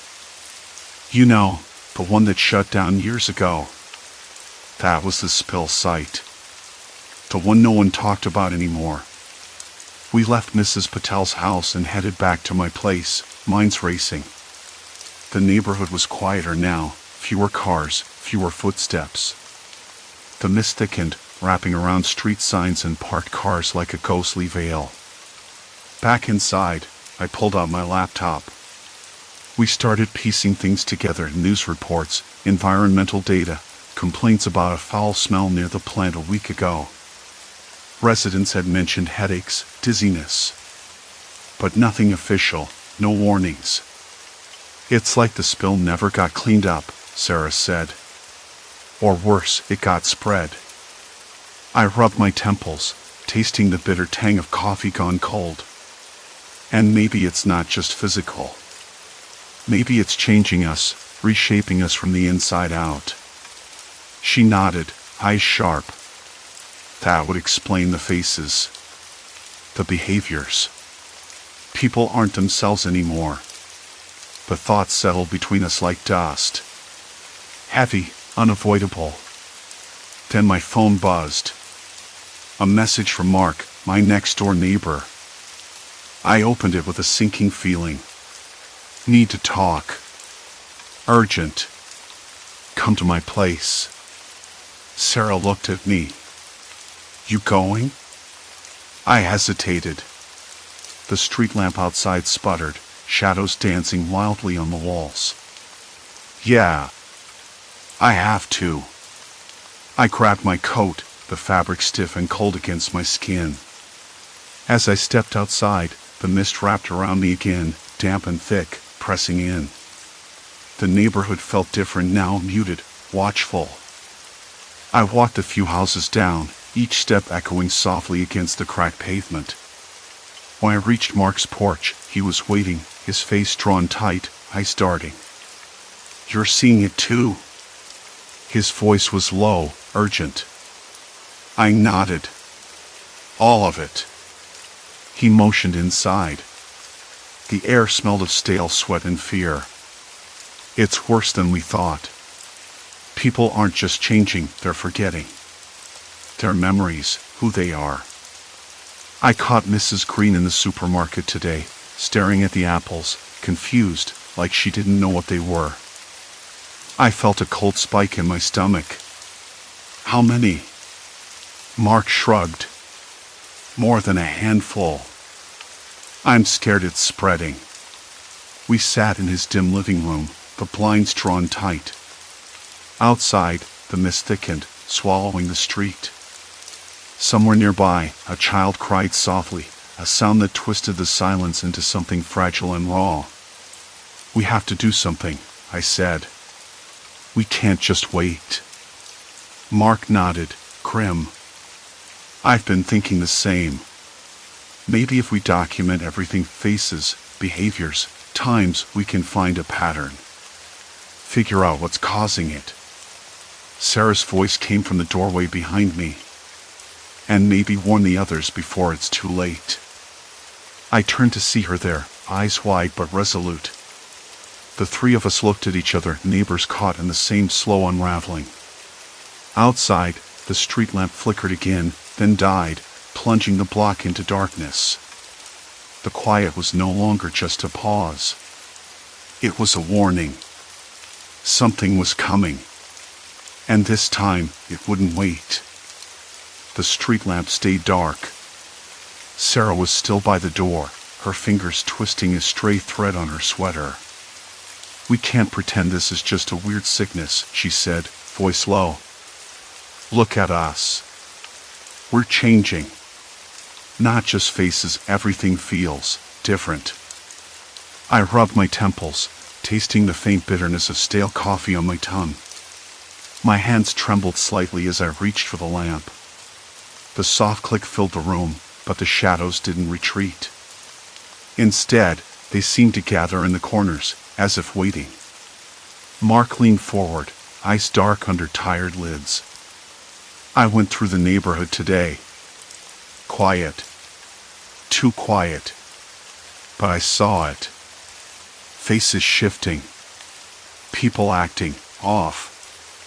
Like they're trying to remember who they were but failing. Did you talk to anyone? I asked. He shook his head. Most locked up tight. Doors shut. Windows drawn. The few who did answer, well, they looked right through me. Like I was a ghost. Sarah's voice cracked. I checked the news. Nothing. No reports, no warnings. Just silence.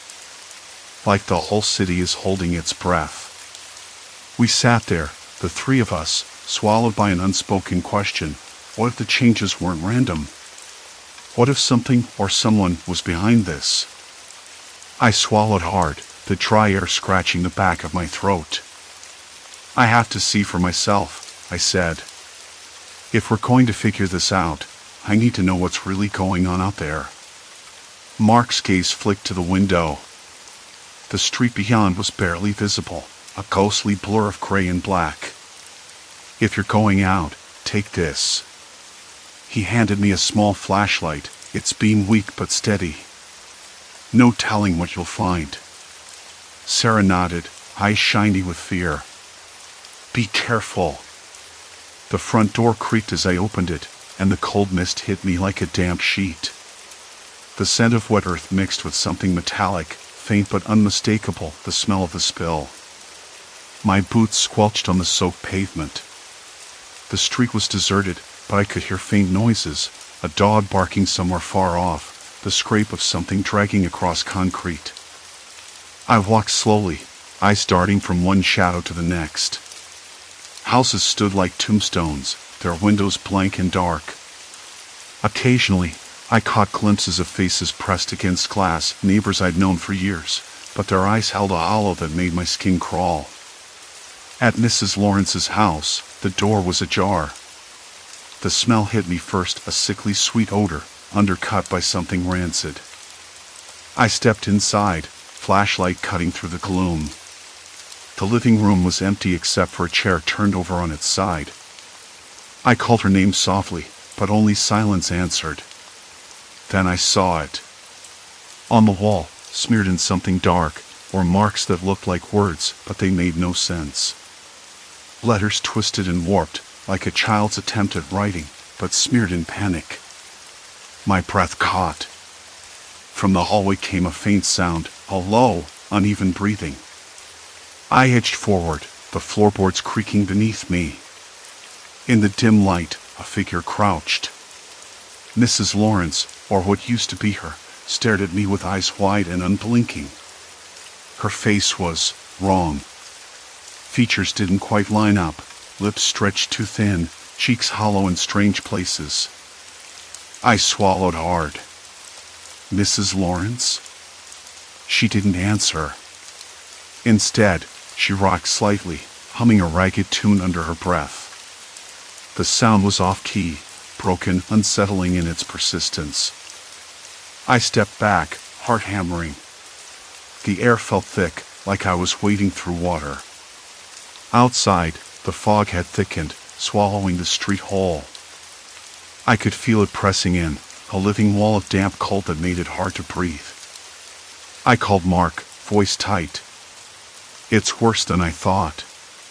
People I don't know. They're not themselves.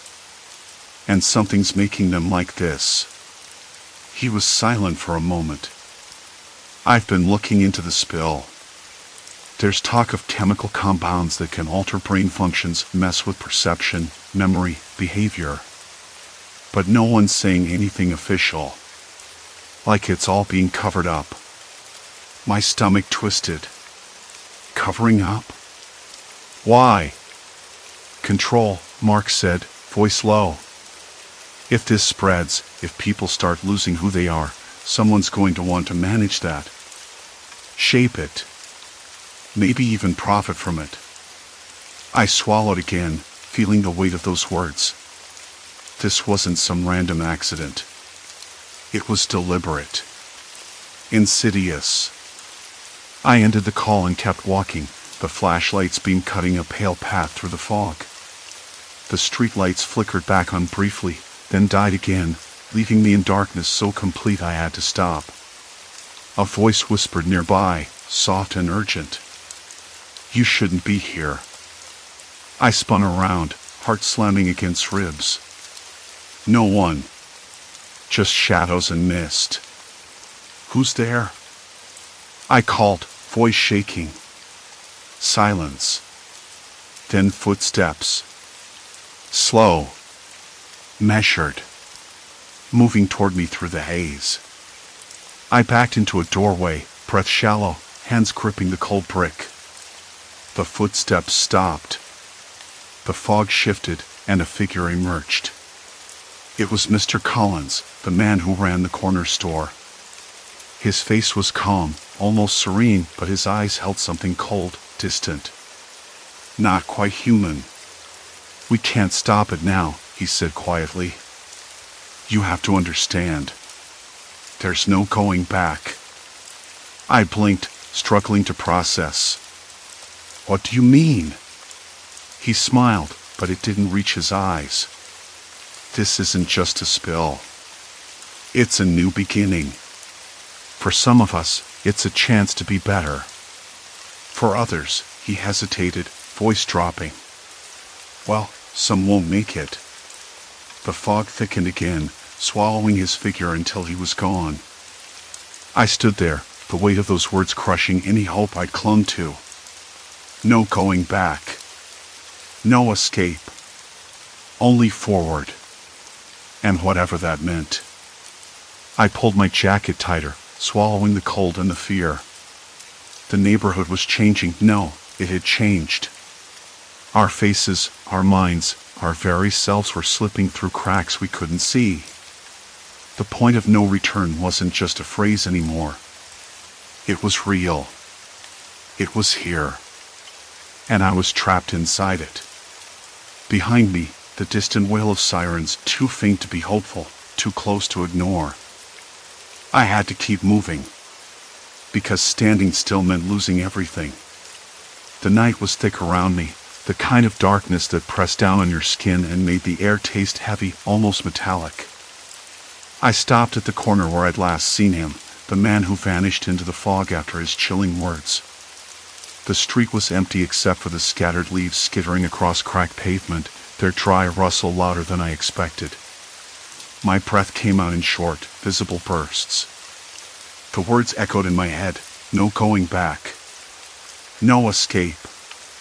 Only forward. Forward to what? I didn't want to think about it, but the question gnawed at me. The houses on either side looked different now, more hollow, like skulls with empty eye sockets. Windows stared back like dull mirrors, reflecting shadows that sometimes weren't quite right. I passed the Jenkins house, and a sudden flicker of movement caught my eye through the curtains.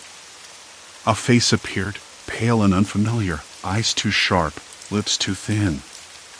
I blinked hard. It was Mr. Jenkins, but not him. The smile he gave me was too slow, deliberate, as if he was learning how to mimic something he'd forgotten. I swallowed hard and kept walking. I needed to find someone I could trust. Sarah. She was the only person left who didn't seem changed. Or at least, not yet. My phone was useless, no signal, dead battery, whatever. So much for the usual lifelines. I imagined the chemical spill like a dark stain spreading beneath the skin of this place, seeping into everything, twisting the familiar into something alien. As I turned onto Maple, the crunch of gravel underfoot was suddenly joined by a soft scraping sound. I froze. The street was empty, but the noise came again, the slow drag of something heavy. A car? No, too irregular. Then a voice, low and ragged, broke the silence. "Hey!" It was faint, almost a whisper carried on the wind. I squinted into the mist and saw a figure leaning against a lamppost.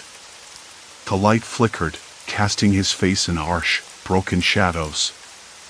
It was Mark, from 2 streets over, the guy everyone thought was harmless, maybe a little lost. But now his eyes were dark, sunken, and his expression was unreadable. When he stepped forward, I noticed a subtle twitch at the corner of his mouth, like a muscle that didn't quite know what to do. "Mark?" I asked, voice cracking. "Are you okay?" He laughed, but it wasn't a laugh. more like air escaping a cracked pipe. Okay? What's that even mean now? He took a step closer, and I could smell the faint, sour tang of sweat mixed with something chemical, like bleach left to fester. You don't get it, do you?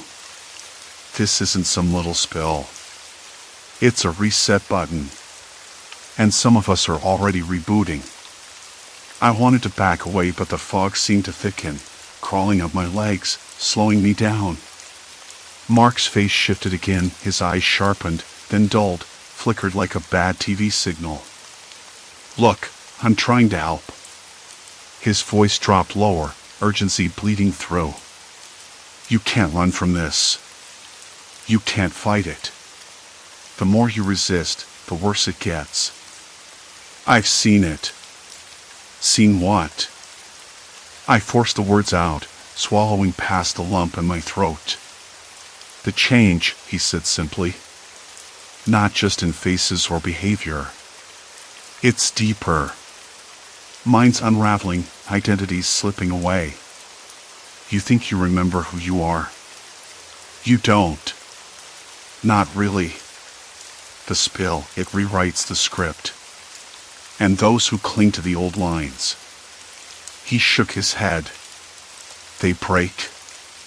A sudden breeze swept through, tarrying the faint, chemical sting again. I shivered. Why? Why would this happen? Who's behind it? Mark's eyes darted around nervously, then he lowered his voice almost to a whisper. I don't know if it's deliberate. Maybe it's an accident. Maybe it's corporate greed gone wrong. But someone knew this could happen.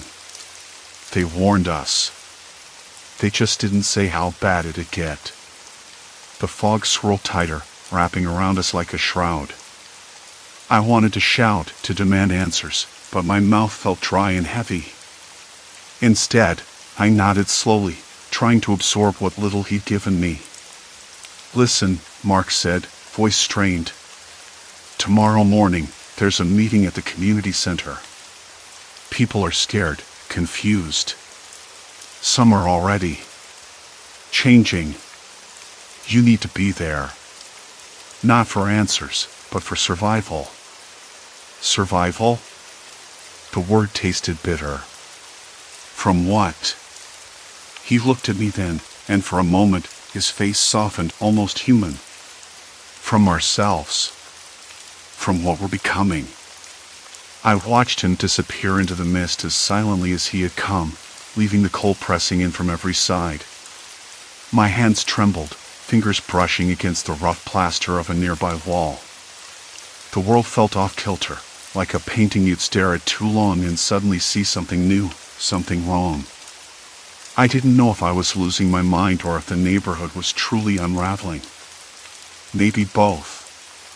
The first light of dawn was hours away, but already the promise of morning felt like a lie. The street was quiet, but not peaceful.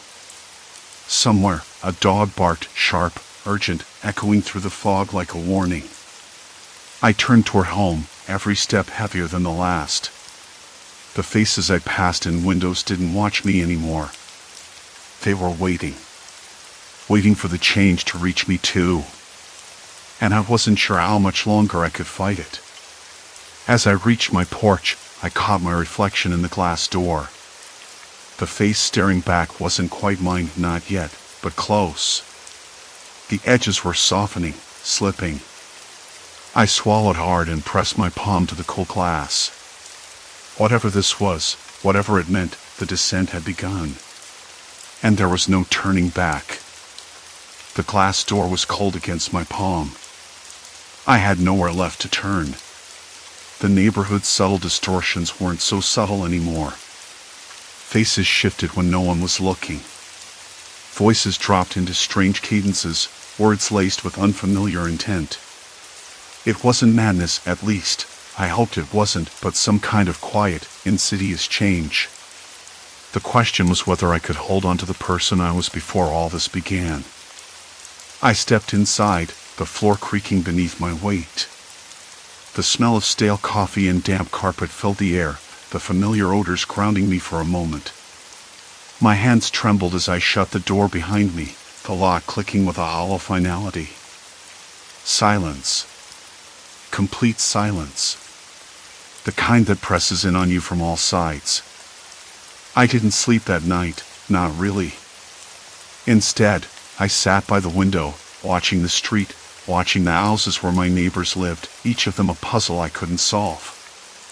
I thought about Mrs. Dwyer, whose smile had suddenly turned sharp and hollow, like she was hiding a secret she couldn't share.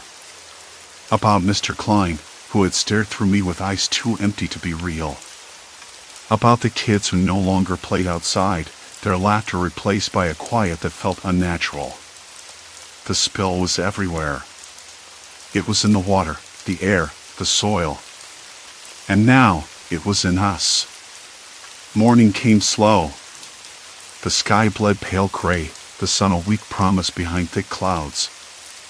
I decided I had to see the others, to confront whatever this was head on. Maybe if I understood it, I could fight it. First stop was the Johnsons. I found them in their kitchen, sitting stiffly around the table. Their faces were familiar but wrong, the lines too smooth, eyes too bright, smiles that didn't reach the corners.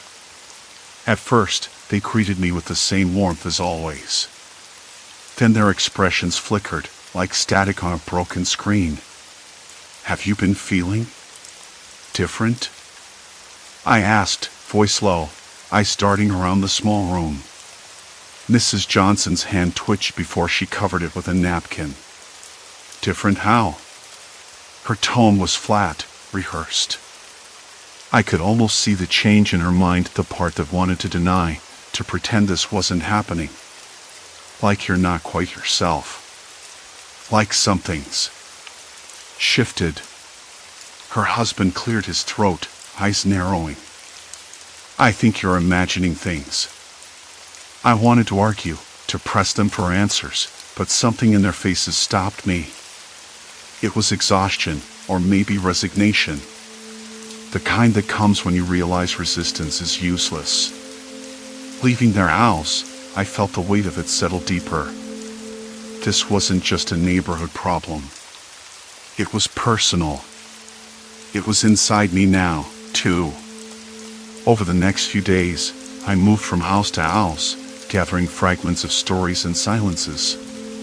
The local clinic was overwhelmed with patients complaining about headaches, strange vision changes, and a creeping sense of dissociation. No one could explain it. The spill's official reports were vague, blaming minor chemical exposure and promising investigations that never seemed to arrive. People were changing in ways too subtle to prove but too real to ignore. And the more I looked, the more I saw the cracks beneath the surface of our community. One afternoon, I stopped by the old community center, now a makeshift meeting place for anyone still clinging to normalcy. A handful of neighbors gathered there, sharing whispered theories and half-formed plans. The air was thick with fear and frustration. I don't think it's just a spill, Tom said, his voice low and urgent. It's making us forget who we are. Or worse, who we were. Sarah shook her head. I saw my brother last night. He looked at me like I was a stranger. Like he didn't recognize his own sister. I nodded. It's like the spill opened a door. Maybe not to something new, but to something buried inside us. Something we tried to ignore. Silence fell again.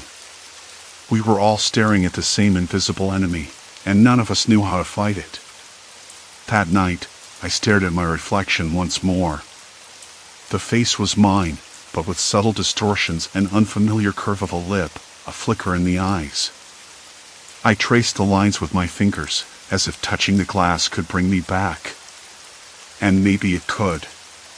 Maybe the fight wasn't about stopping the change, but about holding onto the pieces of ourselves that mattered most. Over the following weeks, the neighborhood settled into a strange new rhythm. Some people disappeared, moving away or retreating into silence. Others embraced the change, their behaviors shifting in ways that were sometimes unsettling but undeniably human. I learned to live with the uncertainty, the constant question of who I was becoming. I started keeping a journal, scribbling down moments of clarity and confusion, trying to anchor myself. One morning, as sunlight spilled weakly through the curtains, I found a note slipped under my door. It was from Mrs. Dwyer. "You're not alone. Remember that." I didn't know if she was changed or the same, but the words felt like a lifeline. A reminder that even in the face of something unknown and terrifying, connection remained. The chemical spill had altered us, yes, but it hadn't erased the fragments of who we were before. Not completely. Walking through the neighborhood now, I saw the shadows of what had been. The familiar faces, the old smiles, the unspoken bonds. They were still there, beneath the changes, waiting to be remembered. And maybe that was enough. I closed my eyes and breathed in the damp, earthy scent of the street after rain. The world was off kilter, yes, but it was still ours. For now. And that was something I could hold on to. Story 4, Vanished Oak, Distorted Trails in Appalachia. The first time I noticed something was off, I was barely 10 miles in, deep enough to be away from the usual weekend crowd but still close to the trailhead. I set out early, just as the sun was curling over the horizon, casting long shadows between the trees. The trail was soft underfoot, cushioned by years of leaf litter, and the air was cool enough to make the back of my neck prickle. I was alone, and I liked it that way. No small talk, no noisy groups breaking the silence with their chatter or laughter. Just me, the trees, and the slow rhythm of my boots against the dirt. About 2 hours in, I paused near a bend where the trail sloped down toward a creek. The water was clear and fast, tumbling over round stones, making that steady, soothing noise that's impossible not to listen to. I knelt to splash some on my face, feeling the cold bite against my skin.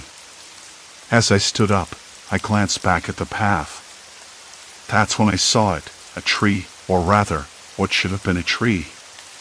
There's a massive oak that always marked the spot where the trail cursed sharply left, its bark scarred by decades of initials and hearts carved by hikers who passed before me. I'd known that tree so I could find it with my eyes closed. But this time, the tree wasn't there. Instead, an ash sapling stood in its place, thin and pale, its branches trembling in the breeze like nervous fingers. At first, I thought maybe a storm had knocked the oak down, but there was no sign of a fallen giant, no splintered wood, no pile of leaves. Just empty space where the trail should have curved. I blinked, a little confused. Had I taken a wrong turn? I checked my GPS, which was churning through satellites sluggishly, its signal weak under the thick canopy. The little blue dot was still moving along the line, but the trail on the map looked different. Jagged, almost. Like it had been redrawn by someone's shaky hand. I shrugged it off and kept walking. Maybe I was tired, or maybe my mind was playing tricks after too many hours on the trail. The woods had a way of doing that, turning the familiar strange without warning. By noon, the sun had climbed higher, casting dappled light through the leaves, and the temperature had risen enough to make the air sticky against my skin. I stopped to eat, sitting on a fallen log that was damp but comfortable enough. Around me, the forest buzzed with life, the hum of cicadas, the occasional chirp of a distant bird. I pulled out a sandwich, took a bite, and tried to shake the unease that had settled in my chest like a slow-growing knot. I told myself it was nothing. Just a misplaced tree, a GPS glitch, maybe a memory playing tricks on me. It wasn't like I was lost.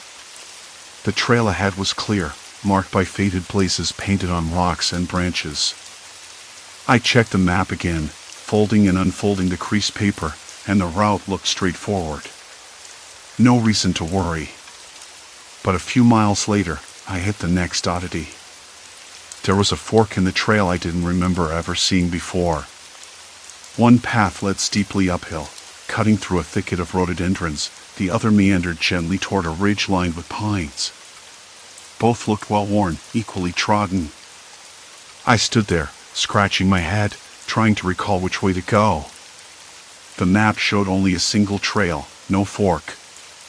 My compass needle wavered slightly, then steadied. I called out, just in case. "Hello?" My voice sounded small, swallowed by the vastness of the forest. No answer. No rustle of movement. Just silence.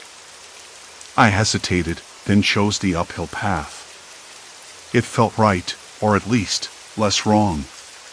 The climb was steep and slippery, the ground beneath my boots loose with gravel and dead leaves. The air smelled faintly of pine resin and something else I couldn't place, a sour, metallic tang that made me wrinkle my nose. I tried to ignore it. At the top, I paused again, catching my breath. The view opened up to a small clearing surrounded by towering firs.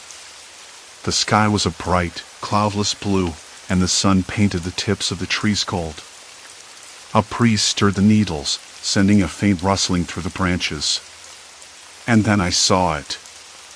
There, half hidden among the pines, was a large rock shaped like a crouching bear. I'd passed that rock plenty of times before. It was a landmark, a waypoint I used to measure progress along the trail. But today, the rock was different. Its face was turned in the opposite direction. I tilted my head, squinting. It made no sense. I stepped closer, brushing moss from its surface with my fingers. The texture was rough, cold, and damp beneath my touch. The moss smelled earthy, but the sour tang lingered in the air.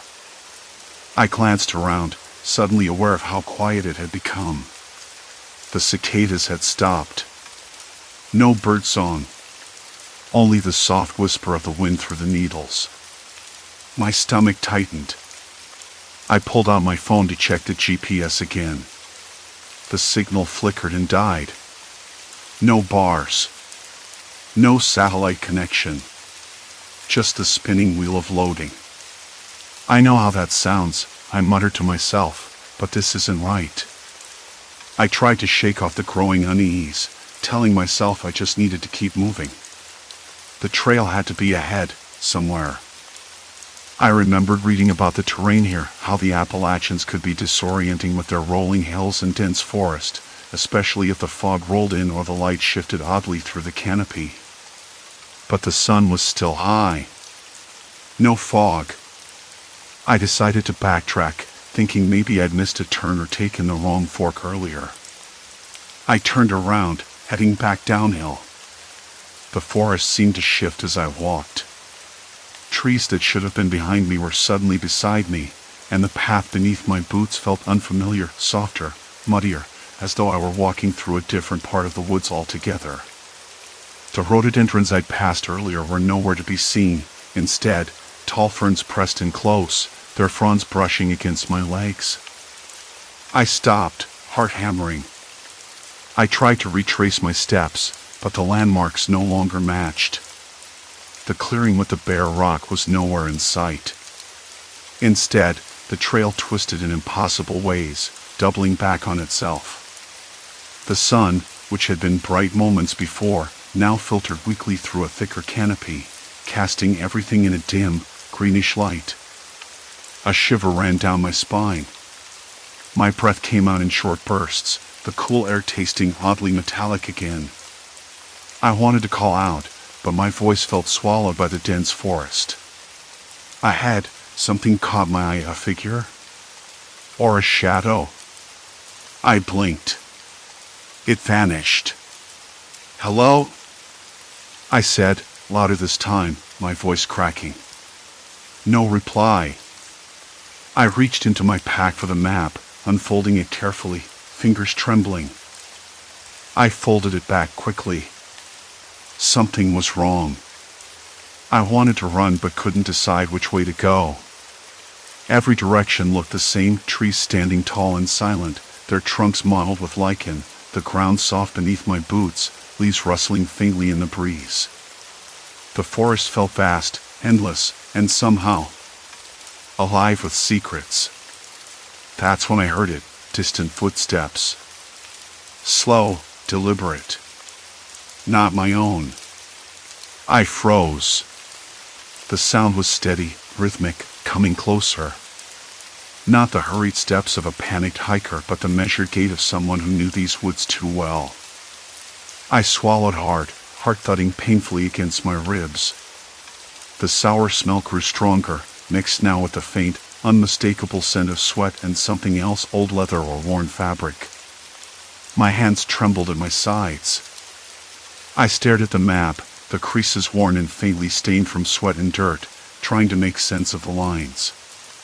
But the landmarks I'd seen just minutes ago, the bare rock, the clearing, it was like they'd been erased or shifted somewhere else entirely. I flipped the map over, hoping the other side might spark something, but it was just the same topography, the same streams and ridges I knew too well. Nothing accounted for the way the trail had folded back on itself, like a corrupted loop in a program. The air was heavier now, thick with humidity and the scent of moss and wet earth. My breathing was shallow. The metallic taste lingered on my tongue, sharp and unpleasant. I stuffed the map back into my pack and scanned the surroundings, the underbrush seeming even denser, the ferns brushing harder against my shins. The forest had gone quiet. No birdsong, no rustling animals. Just the soft, persistent drip of water from leaves. I swallowed hard. Okay, I muttered aloud. Think this through. At that moment, a low rustle came from the right, a snap of a twig. I whipped my head around, eyes narrowing. A man stepped out from behind a tree, his clothes muddied and torn, face pale but alert. His eyes were wild, darting from me to the shadows beyond. "Hey," I said, raising my hand slightly, not sure what else to do. "You okay?" He didn't answer. Instead, he took a step forward, then stopped. His chest rose and fell with heavy breaths. His voice, when he finally spoke, was hoarse. "You seen the markers?" "No," I said cautiously. "What markers?" He glanced over his shoulder, then back at me. "Trail markers. Painted blazes. They're gone. Or moved. I don't know. I've been walking in circles for days. Days." My stomach clenched. "How long have you been out here?" 5. Maybe 6. His voice cracked. "I was with a group, but they split up. I got lost trying to find them." I wanted to believe him. Needed to. But the way he looked exhausted and hollow made me wonder how long it had been since he'd eaten or rested properly. I dug into my pack and pulled out a water bottle, holding it out. He hesitated, then took it with a trembling hand, swallowing greedily. I watched the way his fingers trembled, the dirt caked beneath his nails. "What's your name?" I asked. "Eli," he said. I'm Sam." There was a pause, the kind that stretches too long in the wild, where every second feels like an hour. The tension was thick, like the humidity, pressing down on us. "Eli," I said, trying to sound steady, "have you seen anyone else? Lost like you?" He shook his head.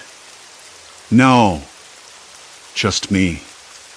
But there's signs, boots, scraps of packs, some broken gear. I found them near the creek, like people tried to get out but never did." I swallowed again, the metallic taste stronger.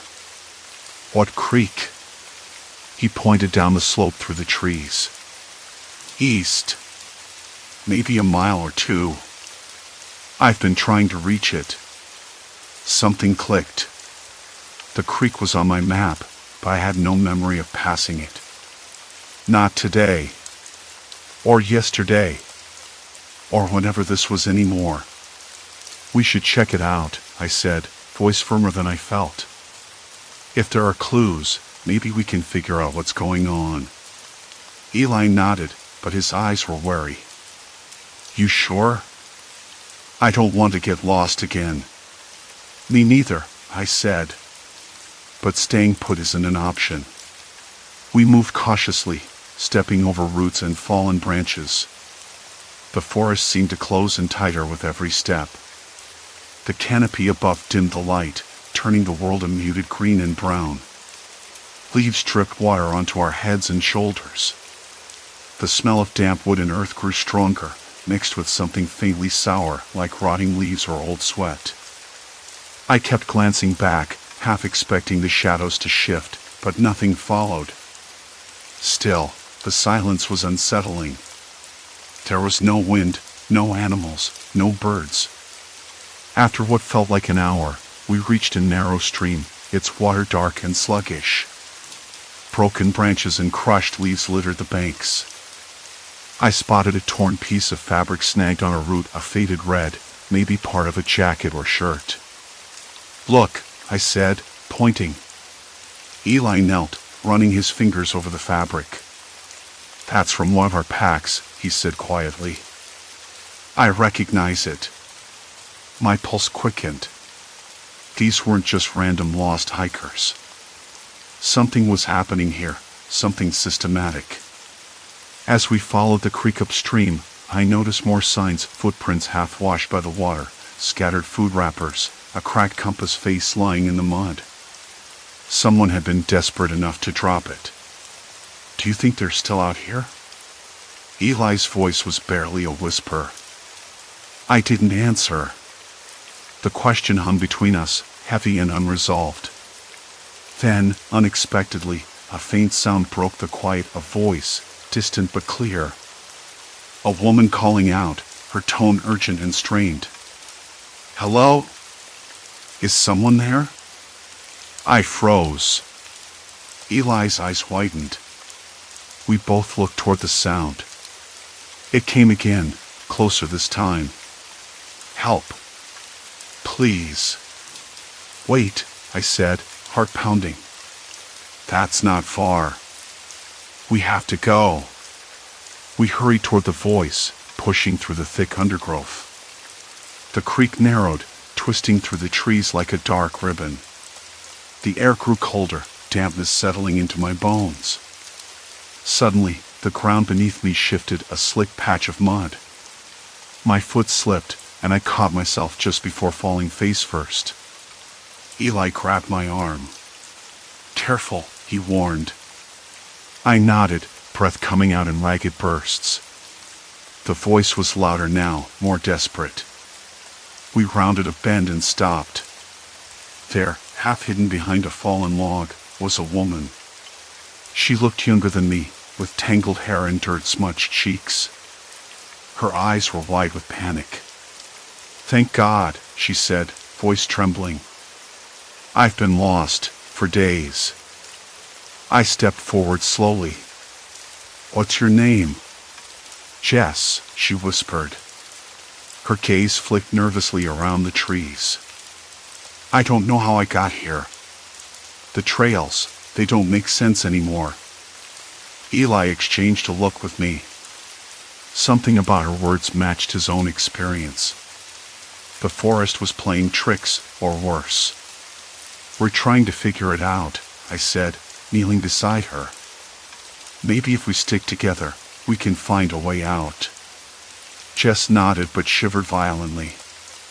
I'm so cold. And hungry. I rummaged through my pack, pulling out some granola bars and a small bottle of water. I handed them over, watching her eat like she hadn't had food in a week. The three of us sat there for a moment, the creek's quiet gurgle the only sound. The sunlight was fading fast, but the forest didn't feel quite as ominous with company. Still, the unease lingered. The shifting landmarks, the missing trail markers, the strange silence, it was all part of something bigger. Something human, I suspected. Someone, or some group, was manipulating this place, turning it into a labyrinth with no clear way out. We need a plan, I said softly. before night falls. Eli nodded. We should mark our path somehow. Leave signs we can follow back. Jess looked up, eyes hopeful. Like what? I thought for a second. Rocks. Sticks. Anything that stands out. We can make item or piles to mark where we've been. Eli pulled a small notebook from his pack, scribbling a crude map based on what we'd seen. I grabbed a handful of stones and started stacking them near the creek's edge. The sun dipped lower. Shadows stretched long and twisted between the trees. The forest seemed to close in again, swallowing the daylight. Listen, Jess said suddenly, voice barely above a whisper. I froze. Footsteps. Soft, deliberate footsteps, crunching dry leaves in the distance. Not ours. Someone's coming, Eli said, voice tense. We all looked toward the sound that seemed to vibrate in my bones, but the thick trees hid whoever it was. Stay calm. Jess's voice was barely louder than a whisper, but it sliced through the thick, humid air like an item. The trails, they don't make sense anymore. Her eyes darted from tree to tree, pupils dilated with a kind of raw, unfiltered panic that made my skin crawl. I glanced at Eli, whose jaw was tight, his brows furrowed deep enough to cast shadows in the dimming light. I wanted to believe it was just exhaustion or confusion. Hiking off trail for days will do that to you.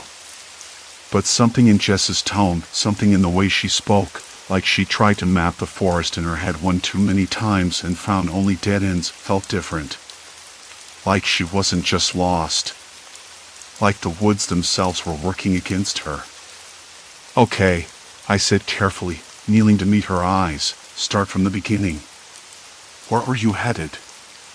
When did you realize you were lost? Her breath hitched as she swallowed hard. I was following the ridge, trying to get to the campsite. I swear, I was. But every turn I took, every landmark I passed, it felt like I'd been there before. Then the trees started looking wrong. Like they moved. She blinked rapidly, as if to shake the memory loose. I thought I was seeing things. Eli exchanged a look with me. Moved? Trees don't move. His voice was low, skeptical, but his eyes weren't accusing. They were searching. I know how that sounds, she said, voice cracking. But it's true. I'd pass a rock formation, then circle back and see the same one again, but different. Like it shifted an inch or two. The moss on the north side would be on the south side the next time around. The creek's path, it changed. I swear. The last part hit me like a cold wave. The creek. That ribbon of cold water twisting through the trees. I remembered slipping on the mud beside it, the slickness not quite like any mud I'd felt before. Something was wrong here. I rubbed my hands together, trying to warm them. The sun was setting fast, and the forest was already cooling off, the shadows thickening. The smell of wet earth and decaying leaves filled my nostrils, but underneath it all was a faint metallic tang, like old coins buried in soil. I didn't like it. Show me, I said, standing and extending a hand to Jess. Let's try to figure this out. Eli hesitated but followed. The three of us moved slowly, eyes darting to every tree, every rock, every bend in the trail. Jess pointed out the spots where the landmarks had shifted. The moss on one rock was definitely on the opposite side from where I'd seen it earlier. The creek's bend was sharper here than where I remembered, and the fallen log we passed before seemed to have moved closer to the water's edge. I shook my head, stomach tightening. This doesn't make sense. Landmarks don't just move. Trees don't relocate themselves overnight. Jess swallowed nervously. I thought it was just me. Thought maybe I was going crazy. But then I heard the others, the voices. I've been following them, hoping someone would come. But I think they're lost too. Or worse.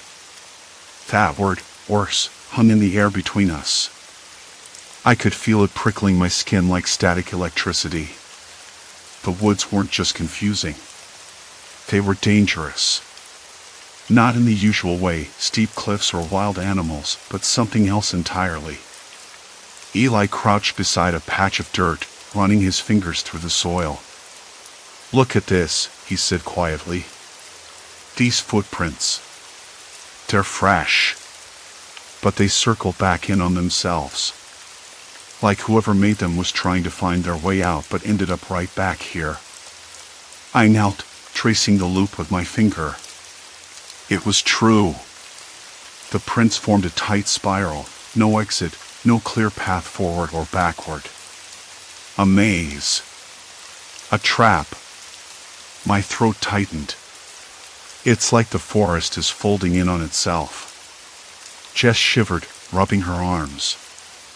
"I tried to mark the trail with ribbons," she said, pulling a frayed piece of red nylon from her pocket. "But when I looked back, they were gone. Or on the wrong trees. Like the forest erased them." Eli stood and looked up at the thick canopy, where the last streaks of sunlight filtered through. "We need to get out. Now." I nodded, but a knot twisted in my gut. "We need a plan. Running blindly will only get us lost faster." The three of us huddled behind a cluster of rhododendron bushes, whispering urgently. Jess's story was too consistent to dismiss, yet it sounded like something from a nightmare. The forest was playing tricks on us, or worse, was deliberately designed to confuse and trap. I thought back to the maps I'd studied before the trip. Nothing about shifting creeks or moving trees. No warning about a natural maze that folded in on itself.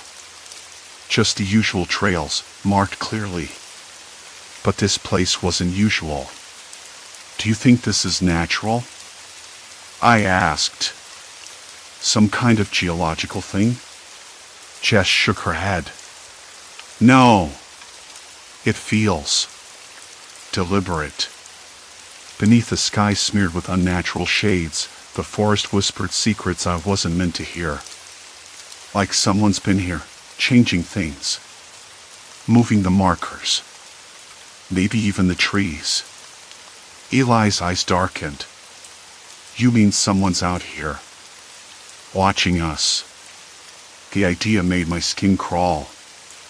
A human threat hiding behind the trees, using the forest's confusion to their advantage. I pictured someone, maybe a loner or worse, waiting for hikers to get lost, then. What? What could they want? My hands trembled as I pulled my jacket tighter. The temperature was dropping fast. A distant owl hooted, but it didn't feel like nature's call. It felt like a warning. "We can't stay here," I said. "We need to move before it gets too dark. But we have to be smart. We can't trust the trails. We can't trust what we see." Jess looked at me, eyes wide and shining with fear. "What do we do?" I swallowed hard. "We keep moving forward. Away from the creek. Away from the landmarks that keep changing.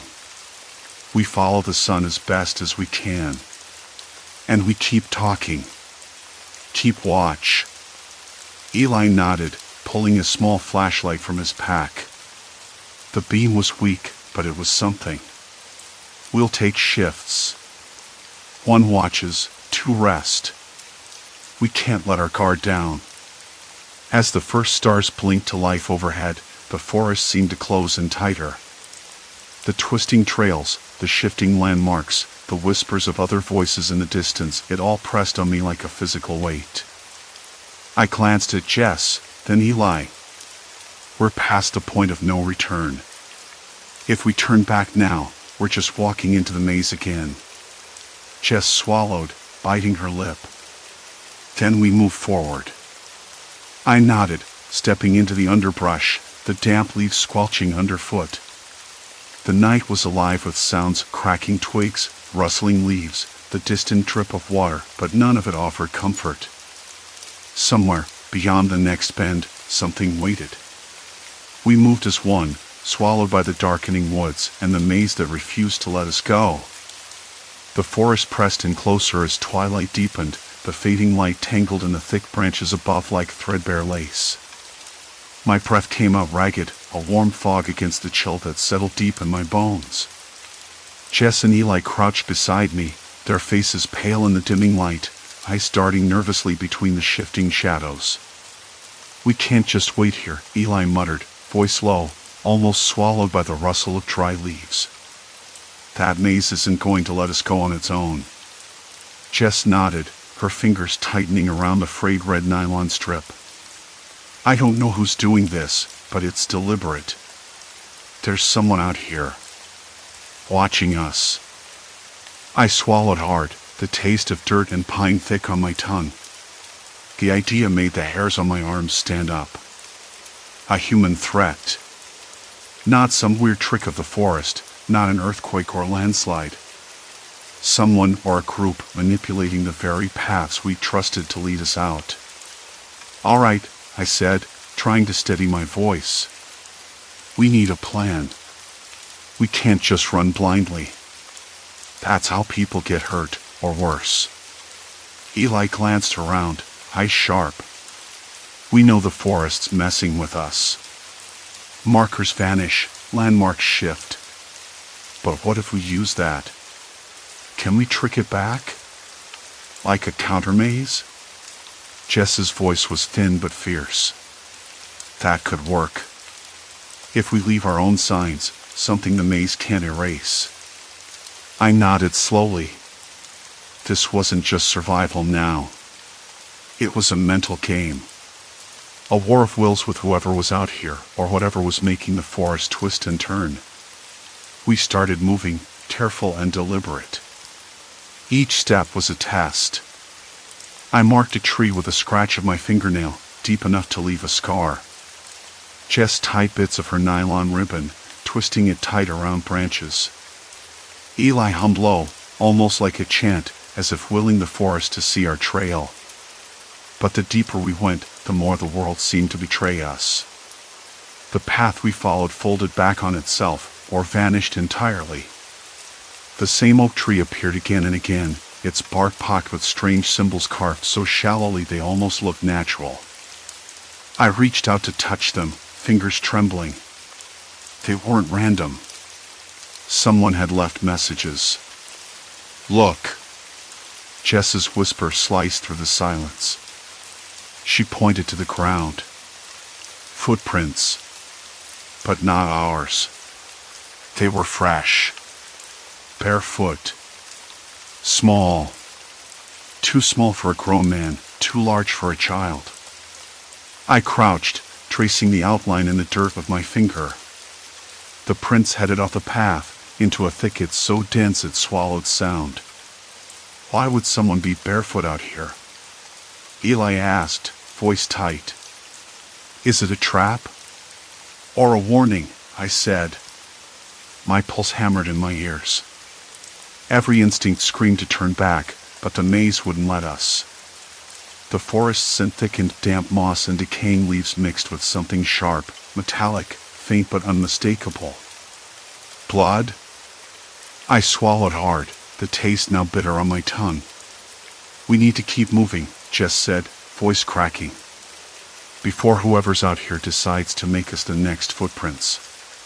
The forest seemed to close in tighter, the shadows deepening into ink-black pockets. I could hear something, a distant snapping of twigs, a low murmur like whispered voices just beyond the trees. My hands trembled as I gripped a branch to steady myself. "Did you hear that?" I asked, eyes scanning the darkening underbrush. Eli nodded, stepping closer. "Yeah. Someone's out there. Following us." I swallowed again, the knot in my stomach twisting sharper. There was no way out if we were being hunted. Maybe we can find higher ground, I suggested, trying to sound hopeful. A ridge or a rocky outcrop. See if we can spot where we are. Jess shook her head slowly. No. The hills are all the same here. I don't want to get caught out in the open. Her words hung between us like a shroud. The forest wasn't just confusing trails. It was a trap, and we were the prey. As we pushed forward, the path grew slippery with wet leaves. The air turned colder, and I felt a chill crawl up my spine, like the forest itself was breathing down my neck. Suddenly, Eli stopped. Wait. He crouched, pointing to a small glint among the leaves. A crumpled piece of paper, soggy and torn. I bent to pick it up, brushing away dirt and pine needles. The ink was smudged, but I could make out words. Don't trust the markers. They lie. My throat tightened. The handwriting was shaky, desperate. Someone else had been here, someone scared enough to leave a warning. Jess swallowed hard. We're not alone. And whoever put this here wants us to know. I folded the paper carefully and stuffed it into my jacket. We have to keep moving away from the markers, away from the paths that shift. Eli glanced nervously over his shoulder. We should find a place to rest soon. The sky was a dull gray when I finally stumbled out of those woods, the kind of overcast that swallows color and leaves everything looking flat and tired. Rain had been threatening all morning, but it hadn't come yet. The dampness clung to my skin and clothes, mixing with the sweat and grime that had built up over the last few days. My boots squelched with every step, and my legs felt like they were made of lead. I didn't care. I was out. I didn't realize how tightly I'd been holding my breath until I reached the dirt road that sliced through the wilderness. It wasn't the paved highway I'd expected, but it was civilization enough. I sank down onto the rough edge of the road, the gravel pressing into my palms, and let the silence wash over me. No shifting trees. No confusing forks in the trail that led nowhere. Just the faint hum of a distant car engine and the occasional bird call. I kept staring back at the trees, those endless, twisting trees that had held their secrets so tightly. They looked ordinary from here, harmless even. But I knew better. That forest wasn't just a patch of wilderness. It was a trap. A maze designed by the land itself, or something worse, people who knew how to exploit its strange quirks. I had to get this out, had to make sense of it before the fog of exhaustion and relief swallowed it whole. My hands trembled as I pulled out the battered journal I'd found in the clearing, the one filled with scrawled notes and unsettling sketches. It was the only clue about others trapped before me. Others who never made it out. Sitting there, I flipped through those pages, the edges frayed and damp. The handwriting was shaky but desperate, like a lifeline thrown into a stormy sea. It spoke of landmarks that shifted, paths that looped back on themselves, and a voice that wasn't quite human whispered just at the edge of hearing. I dismissed that as delirium at first, but now I wasn't sure. The journal mentioned a man. Not a supernatural spirit or a mythical creature, but a man who lurked in the maze. Someone who thrived on the confusion, who watched as hikers wandered deeper and deeper into the labyrinth until they lost their minds or worse. I had scoffed at the idea before, but after the unsettling glimpses I caught between the shifting trees, shadowy shapes that didn't belong, I wasn't so sure. I remembered the way the path twisted after I passed the old fallen oak. How the moss-covered rocks looked eerily like the ones I'd seen earlier, but somehow different. I thought I was imagining it, but maybe I wasn't.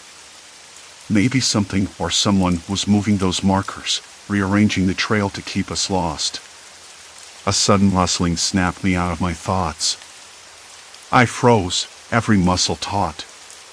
A figure emerged from the edge of the forest, an older man, wearing a frayed jacket and carrying a worn backpack.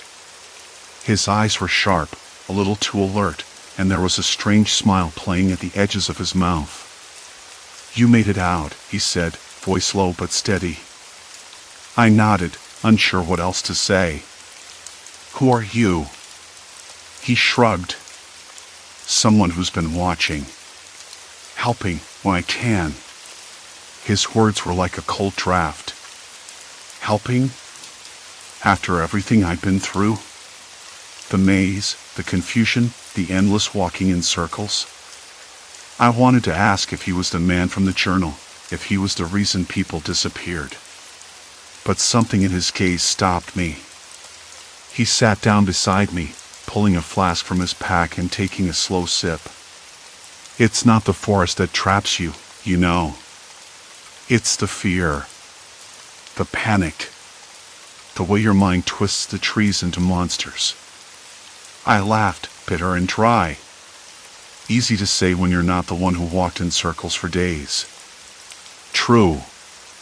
He wiped a hand over his face, then looked back into the woods. But I've learned the patterns. The landmarks that don't move, the ones that do. The spots where the land shifts underfoot. It's natural. The Appalachian terrain is alive in ways most people don't understand.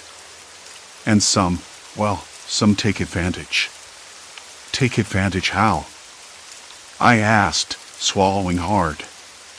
He gave me a long look. There are men who hunt here. Not animals, people. They find the lost ones, those who can't get out. They keep them for their own reasons. Some for work, some for worse. No one talks about it. It's the kind of thing that gets buried under missing persons reports and dismissed as accidents. That hit harder than I expected. The idea that this maze wasn't just a natural phenomenon, but a hunting ground for predators who preyed on the vulnerable. I swallowed the lump in my throat, the taste bitter and metallic. "Why tell me this now?" I asked. "Because you made it out. And because you need to warn others. You can't just disappear into the woods and think no one will notice. People care. Families search. But the truth is ugly. It's easier to say someone got lost, wandered off, never came back. But that's not the whole story." I nodded, feeling the weight of those words settle heavy on my chest. I thought about my own family, the calls I hadn't made, the worried texts I'd ignored. They didn't know where I'd been. They thought I was safe, somewhere on a trail that looped back to the car. "I'm going to report this," I said quietly. "Tell someone who can do something." He smiled, but it didn't reach his eyes. "Good luck with that. The woods have a way of swallowing the truth." We sat there a while longer, the silence between us filled with the sounds of the road, the occasional car, the distant bark of a dog, the wind sighing through the trees. I felt drained but strangely calm, like the storm inside me had finally broken.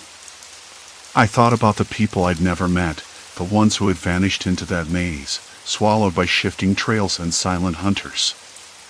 I thought about the man beside me, who had survived by knowing the land's secrets but was trapped in his own way by what he'd seen. When I finally stood, my legs shaky but steady, I looked back once more at the edge of the forest. The trees looked the same as before, but I couldn't trust my eyes. "Not anymore." "Thank you," I said. "For telling me." He nodded. "Just don't disappear." I started walking toward the highway, the cold wind biting through my jacket. Every step felt like a small victory, a reclaiming of myself from the maze. I thought about the trail markers, the shifting landmarks, the psychological maze that had nearly broken me.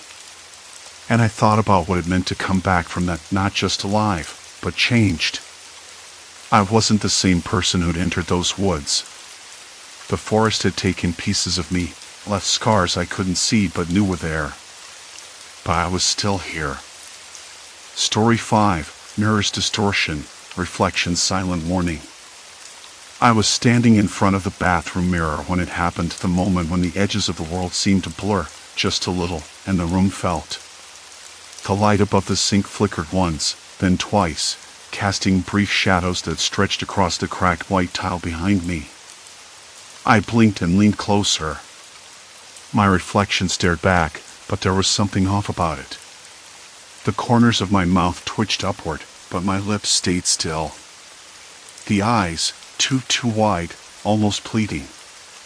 I swallowed and pulled back, feeling the cool glass against my palms, cold but completely normal. I know how that sounds. Like a bad horror movie or something you'd read in a cheap thriller.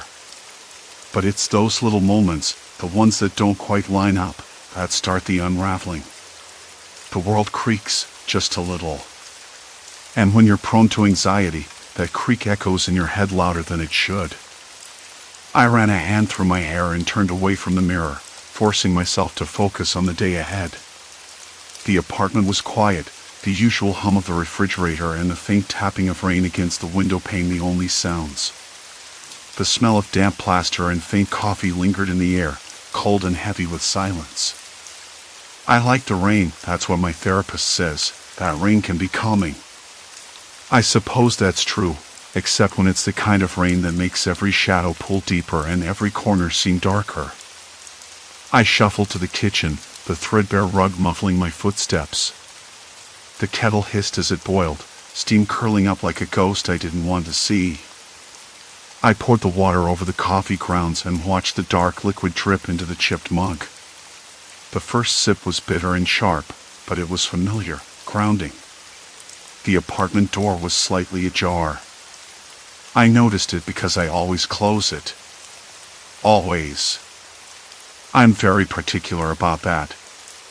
I closed it fully, the click of the lock sounding louder than usual in the stillness. Did I forget to lock it last night? Probably. I frowned. I'm usually not so careless. I checked the chain lock, still secure. That was better. I could almost feel my pulse slow, just a little. The phone vibrated on the counter. I glanced at the screen and saw a text from my neighbor, Mrs. Calder. She usually sent me photos of her cat or reminders about the building's maintenance schedule. Today, it read, "Did you hear that banging last night?" Sounded like someone was at the door. I tapped back quickly. No, I must have been asleep. Thanks for letting me know. I didn't mention the door being unlocked. I sat down at the small kitchen table, the rough wood cool beneath my fingers. Outside, the rain had stopped, but the sky was swollen with heavy clouds. A faint, stale smell of smoke drifted in from somewhere, probably someone smoking on the street below. The city was always full of smells like that, exhaust, wet concrete, fried food from the corner deli. The kind of smells that make you feel alive but also tired. I took another sip of coffee, trying to ignore the prickling sensation at the back of my neck. My hands trembled slightly as I reached for my phone, scrolling through the news, mostly banal stuff about traffic delays and a local park reopening. Nothing to worry about. Nothing out of the ordinary. But then the power blinked just for a second. The lights dimmed and came back on. I heard a faint creak from the hallway. It was the kind of sound old apartments made all the time. You get used to it. Or you think you do. I stood up, forcing my legs to move steadily, and walked toward the door. The hallway outside was empty, pale light from the flickering bulb stretched across the faded wallpaper. I pressed my ear to the door and heard nothing but a distant dog barking, somewhere far away. I checked the locks again. The main deadbolt was tight. The chain was still in place. But the latch felt cold, colder than it should be. I pressed my palm against the wood. It was solid. No sign of forced entry. Still, I couldn't stop imagining someone just out there, waiting. I shook my head. Get a grip, I muttered. Back inside, I noticed the bathroom door. It was closed, but the handle spun slightly when I touched it. I swear I had left it wide open this morning. I pushed it gently. It didn't budge. I stepped back and glanced around. No one else was home. I noticed the shadows again. Long, stretched across the walls like ink spilled too far. The corners of the room seemed to deepen, swallowing the edges of the ceiling. I blinked, feeling the familiar tightening in my chest, that old, unwelcome guest. The reflection in the mirror came back to me. I didn't want to look again, but I did anyway.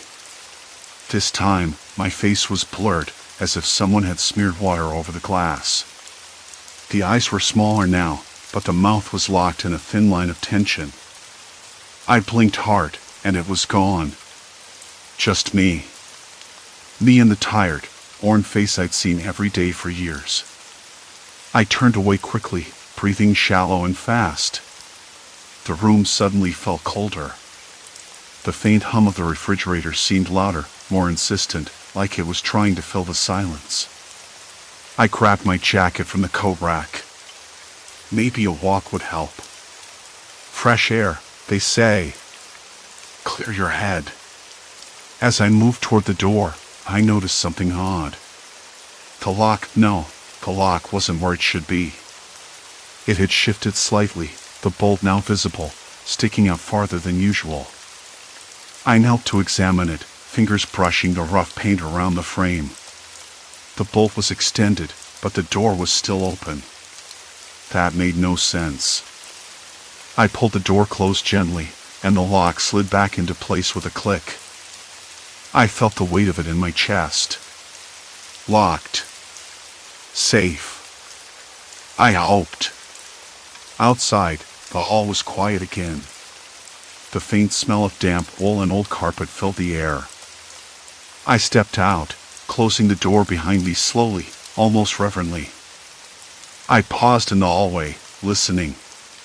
Nothing. I told myself it was just my mind playing tricks. Anxiety twisting the mundane into something threatening. But even as I thought that, the hairs on the back of my neck stood up. A cold draft whispered down the corridor. The light above me flickered once more, and I was sure I heard a soft click coming from the apartment next to mine. The hallway was still, but it had changed somehow. I stood there for a moment, the door to my apartment still closed behind me. The lock, the bolt, it still bothered me. How could it have shifted without me touching it? The sensation in my chest tightened again, a slow squeeze that made my breath shallow. I ran my fingers over the door's surface, feeling the rough paint that had chipped away near the frame, a place I'd never really noticed before. There was a faint indentation, almost like a fingerprint pressed too hard, or maybe a scratch. I didn't want to touch it again, but I did. The light above flickered again, briefly plunging the hallway into a dim, uncertain gloom. I caught my reflection in the tiny window of the door across the hall. For a moment, it wasn't quite right. My face seemed stretched, or maybe angled wrong, as if the glass had warped or I was looking through some funhouse mirror. I blinked hard, and the image snapped back. Just a trick of the light. I hoped. I started walking down the hall, my footsteps soft against the threadbare carpet. The walls pressed in on me, the wallpaper peeling at the corners, yellowed with age and neglect. The faint scent of mildew floated in the air, and I wondered how long it had been since the building had been properly cleaned. The radiator clanked somewhere behind a wall, a dull, mechanical groan that made the floor vibrate beneath my feet. At the end of the corridor was the door to the apartment next to mine. The one where I thought I'd heard the click. I stopped just short of it. My hand hovered near the knob, but I didn't touch it. The lock might have been the first sign, but now I wasn't sure what to expect. Whoever was on the other side, if anyone, could be watching me right now. I pressed my ear against the wood. Nothing. No breathing, no shuffling, no faint scrape of furniture. Just silence. Complete silence. I remembered the notes I had scribbled earlier, scattered on the kitchen table like a desperate map. Patterns, observations, half-formed theories. The door lock's odd position. The shifting light. The warped reflection. All of it spinning in my mind, a storm I was trying to steady but failing at. I needed more than just feelings and shadows. I needed proof. I pulled my phone from my pocket to check the time. 11:42 p.m. The battery was low, flickering at 12%. I should have charged it hours ago, but I'd been too restless. My fingers trembled as I tapped the screen. No messages. No missed calls. Nothing. I shifted my weight and looked down the hall. The exit at the far end was dimly lit, the emergency sign casting a sickly green glow over the cracked plaster. I remembered the maintenance schedule taped near the elevator, a reminder that the building was old, complicated, and prone to glitches. Maybe the locks were just faulty.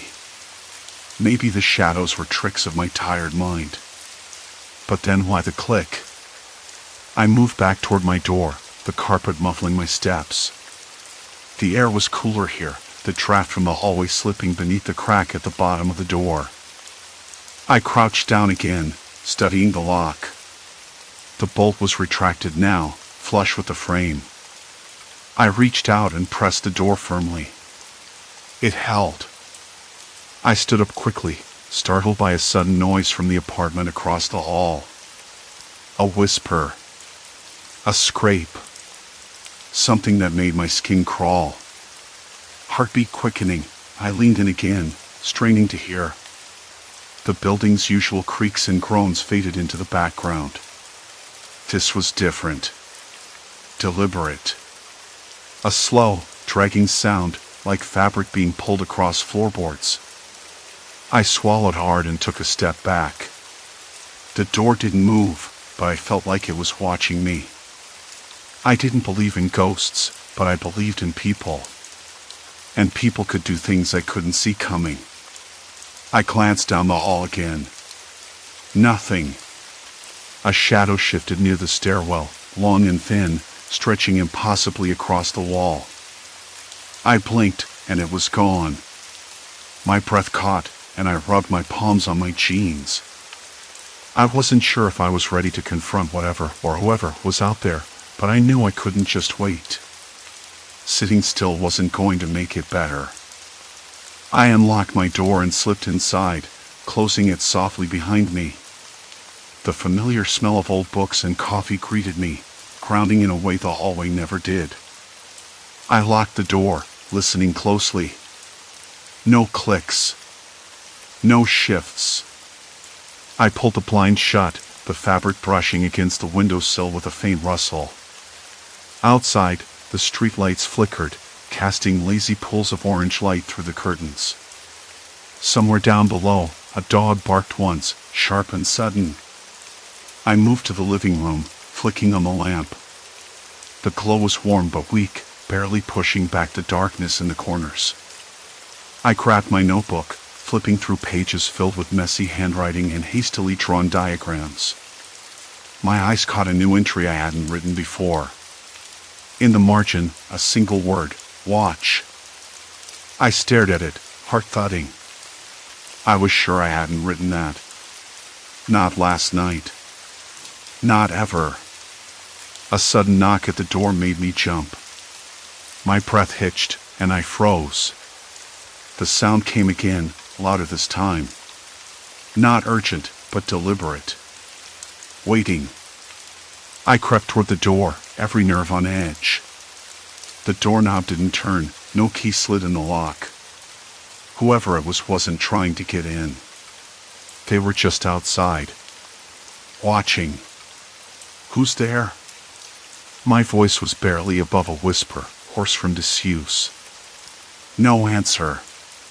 The knocking stopped. Silence settled like a weight. Then, slowly, the faintest sound, a soft scrape, like nails tracing wood, drifted from the other side.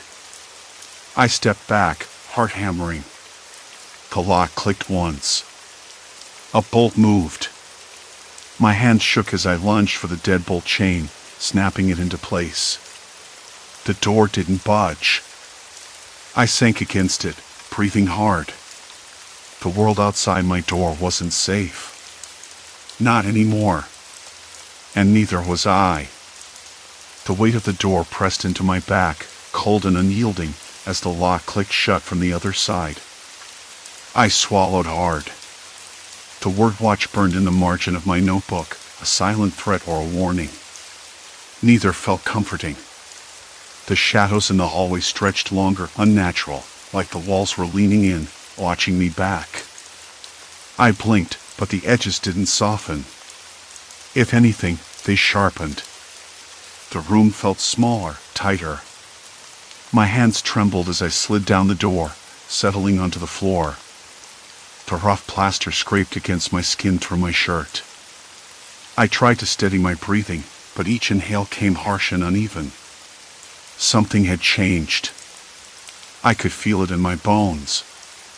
This wasn't just anxiety anymore. Not that simple, familiar dread.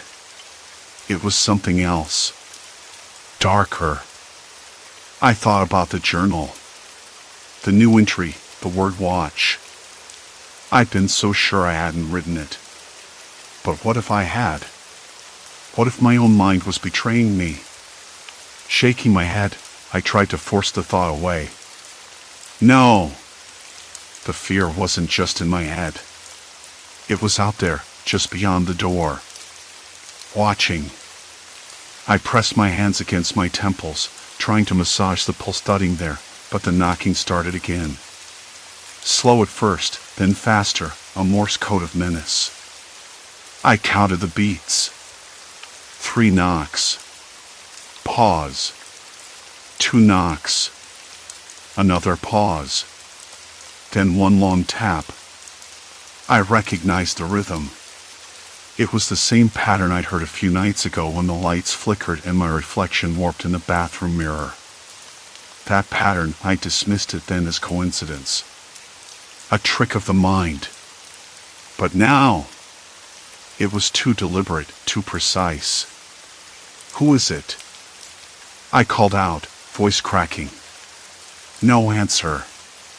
The knocking stopped abruptly, replaced by silence so thick it pressed against my eardrums. I stood up, pacing the room, heart hammering. The window was locked tight, the handle cold and unyielding under my fingers. There was no way out.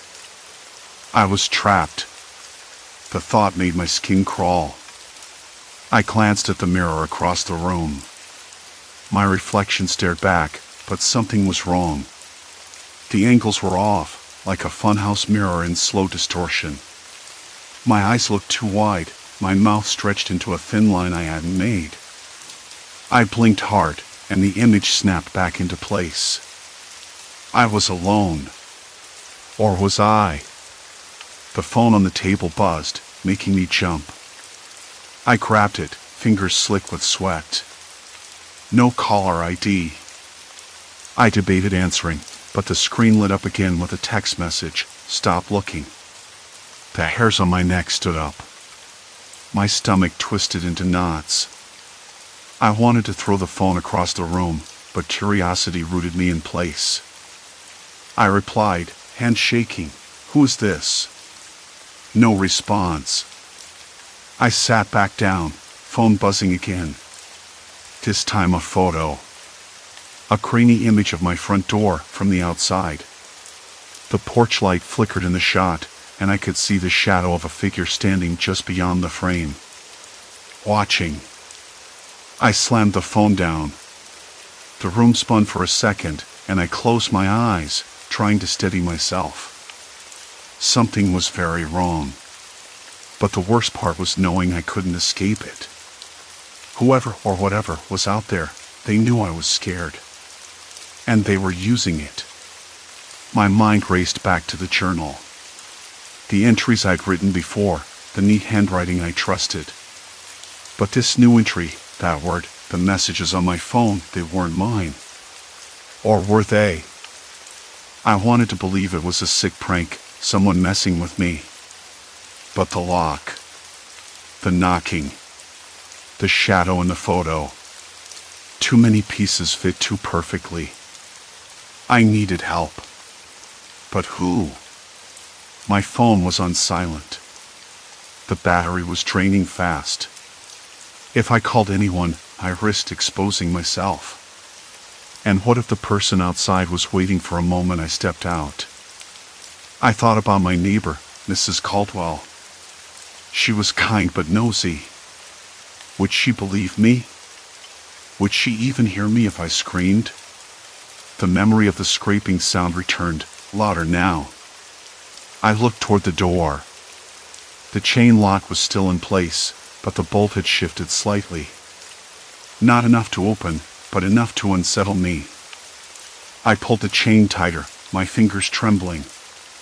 "You're not getting in," I whispered. The voice sounded weak, even to me. Minutes passed. I counted every second. The knocking didn't return.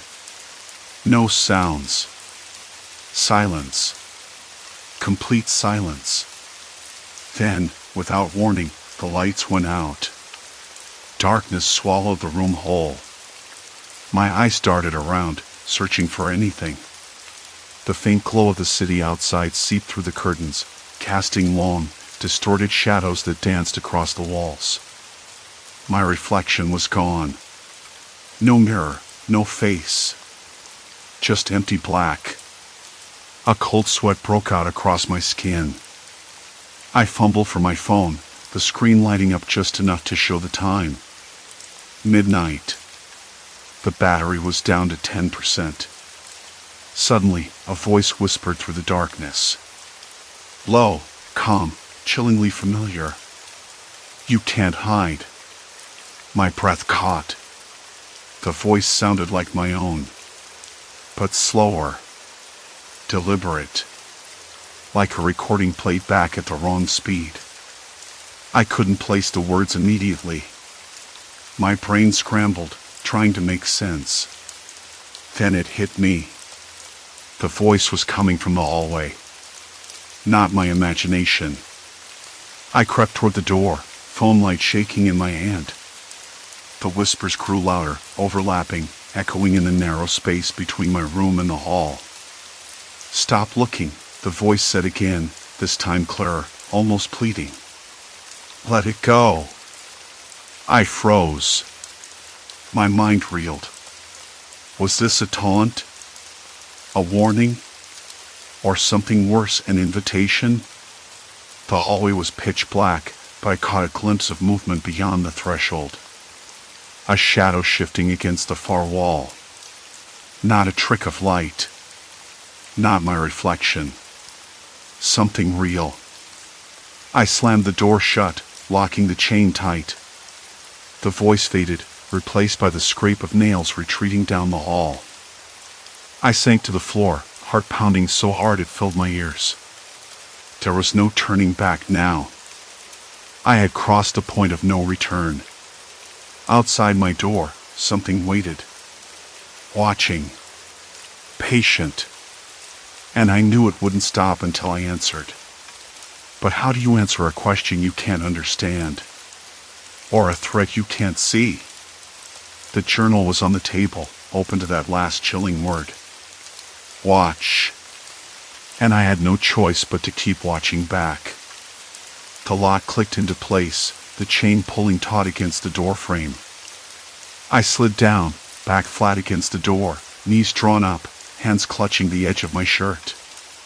The journal lay open on the table, the word watch scrawled across the page like a warning carved into my skin. I kept staring at it, willing the letters to rearrange themselves into something less ominous, but they stayed stubbornly the same. Watch. Watch. Watch. My throat tightened.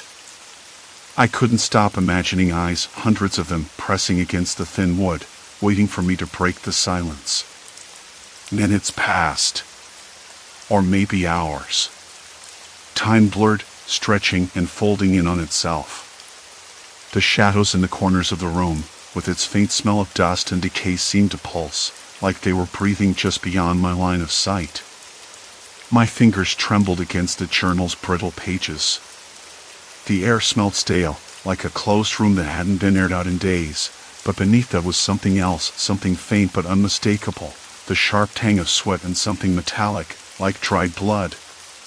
I tried to steady my breath, counting in my head.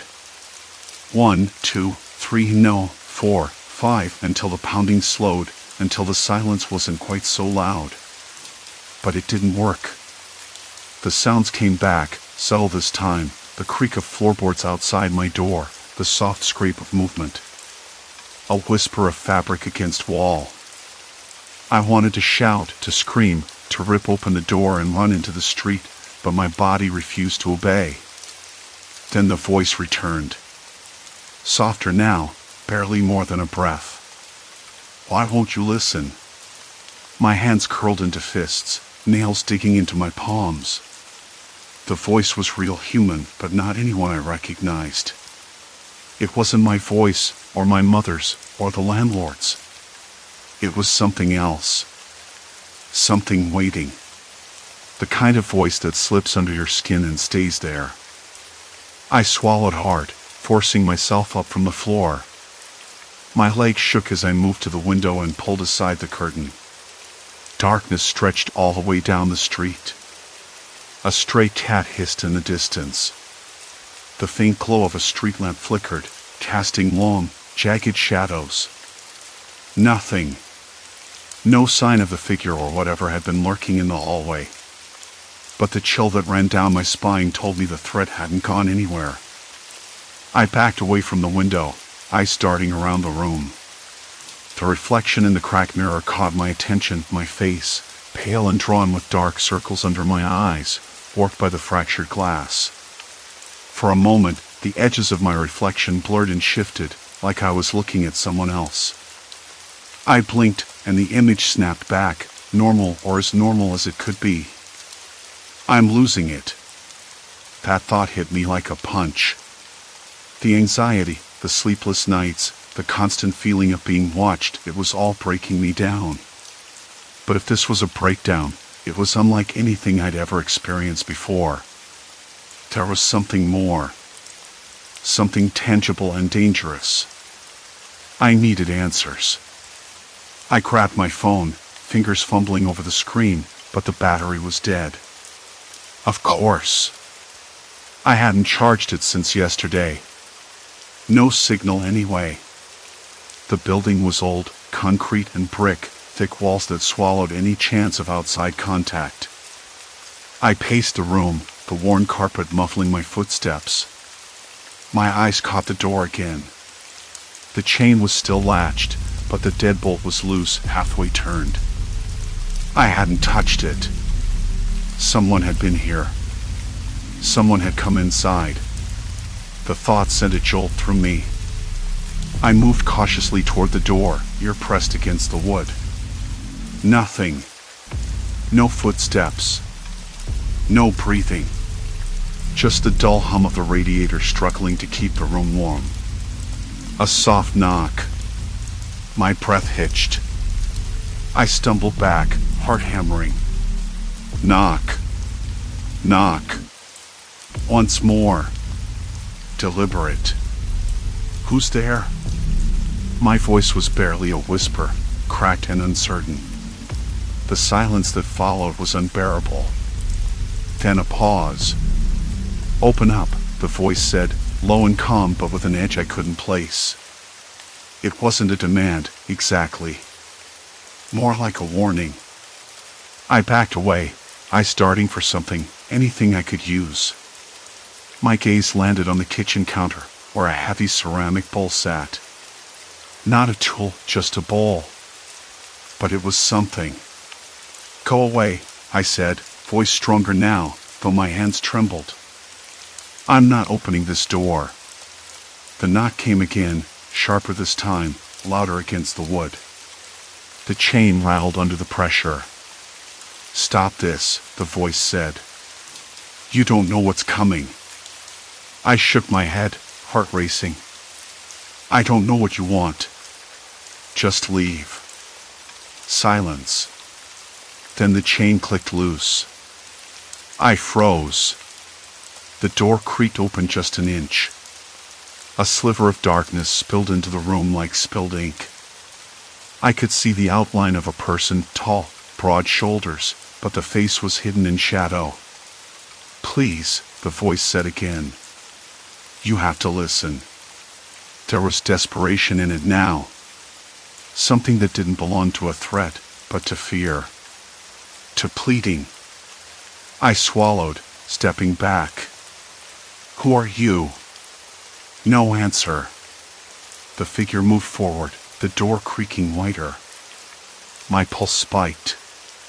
My legs wanted to run, but my feet were rooted to the spot. Suddenly, the figure stopped. The hallway light flickered, casting the shadow in a jagged shape against the wall. It stretched impossibly long, distorted, monstrous. I blinked. No, not monstrous. Just human. But the presence was wrong. It didn't belong here. Like a puzzle piece forced into the wrong place. "Why are you here?" I asked, voice barely audible. The figure hesitated, then raised a hand slowly, fingers brushing the edge of the door frame. "I'm here because you're not safe," it said. "Not from yourself." The words hit me like a cold wave. Not safe from myself? What did that mean? "Get out," I said, voice trembling now. "Please. Just go." The figure didn't move.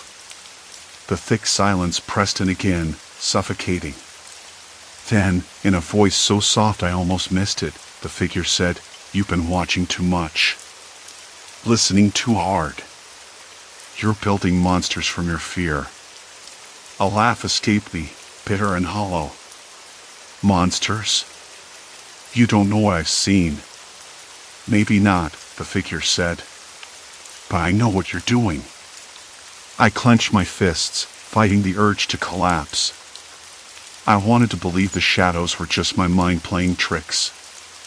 I wanted to believe the voice was just anxiety twisting into threats. But the cold sweat on my skin, the pounding in my ears, the way the room seemed to lean in on me, it was all too real. "Leave," I said again. "Before it's too late." The figure took a step back, the door closing with a soft click. Silence. I sank to the floor, the journal still open beside me. The word watch burned in my mind. I'd been watching. Too much. But watching what? The light was soft, almost lazy, sifting through the cracked blinds like it had nowhere urgent to be. I sat at the kitchen table, the same one I'd been at for hours, tracing invisible patterns on the scratched wood with the tip of my finger. My hands shook, though I tried to steady them by gripping the edge, feeling the rough grain bite into my skin. Outside, the traffic was a dull hum, a steady reminder the world kept turning past my little bubble of disarray. I hadn't slept properly in days. Not because of nightmares or restlessness, but because every time I closed my eyes, the room spun just a little too fast, the shadows creeping closer, and my reflection in the mirror twisting like a funhouse trick gone wrong. I knew the reflection wasn't real. Or rather, I hoped it wasn't. But when your own mind starts to betray you, facts blur, and facts are all you have left. The door to my apartment was locked, bolted even, though I hadn't moved from the kitchen since morning. I could still hear the faint creak of the building settling, the occasional scrape of footsteps overhead. Sometimes I thought I heard soft whispers, but when I strained to listen, there was only silence. Complete silence. It was the kind of silence that sits heavy in your chest, like it's waiting for something to break it, only you don't know what. I tried calling Anna again today. Twice. The first time, her voicemail picked up. The second, it just rang and rang. I didn't leave a message. What could I say? "Hey, I think I'm losing my mind and the apartment might be out to get me." No, that wasn't going to help. She'd just tell me to relax, that everything was fine. But was it? The hallway light flickered, rhythmically, like a slow heartbeat, and I flinched. My eyes darted toward the door. It hadn't moved, but for a moment, I thought I saw the shadow of a person standing just beyond the frosted glass. A trick of the light, I told myself. Another trick of the mind. I wasn't sure which was worse. I stood up, the chair scraping sharply against the floor. The air was stale, tinged with the faint scent of damp plaster and something else, something metallic, like old pennies or rust.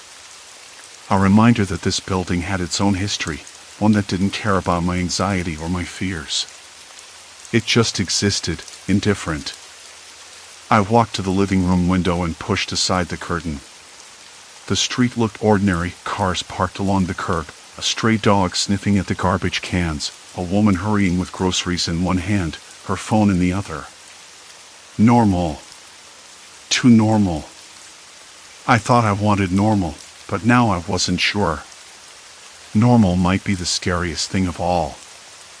I leaned against the window frame, the cold glass pressing against my forehead.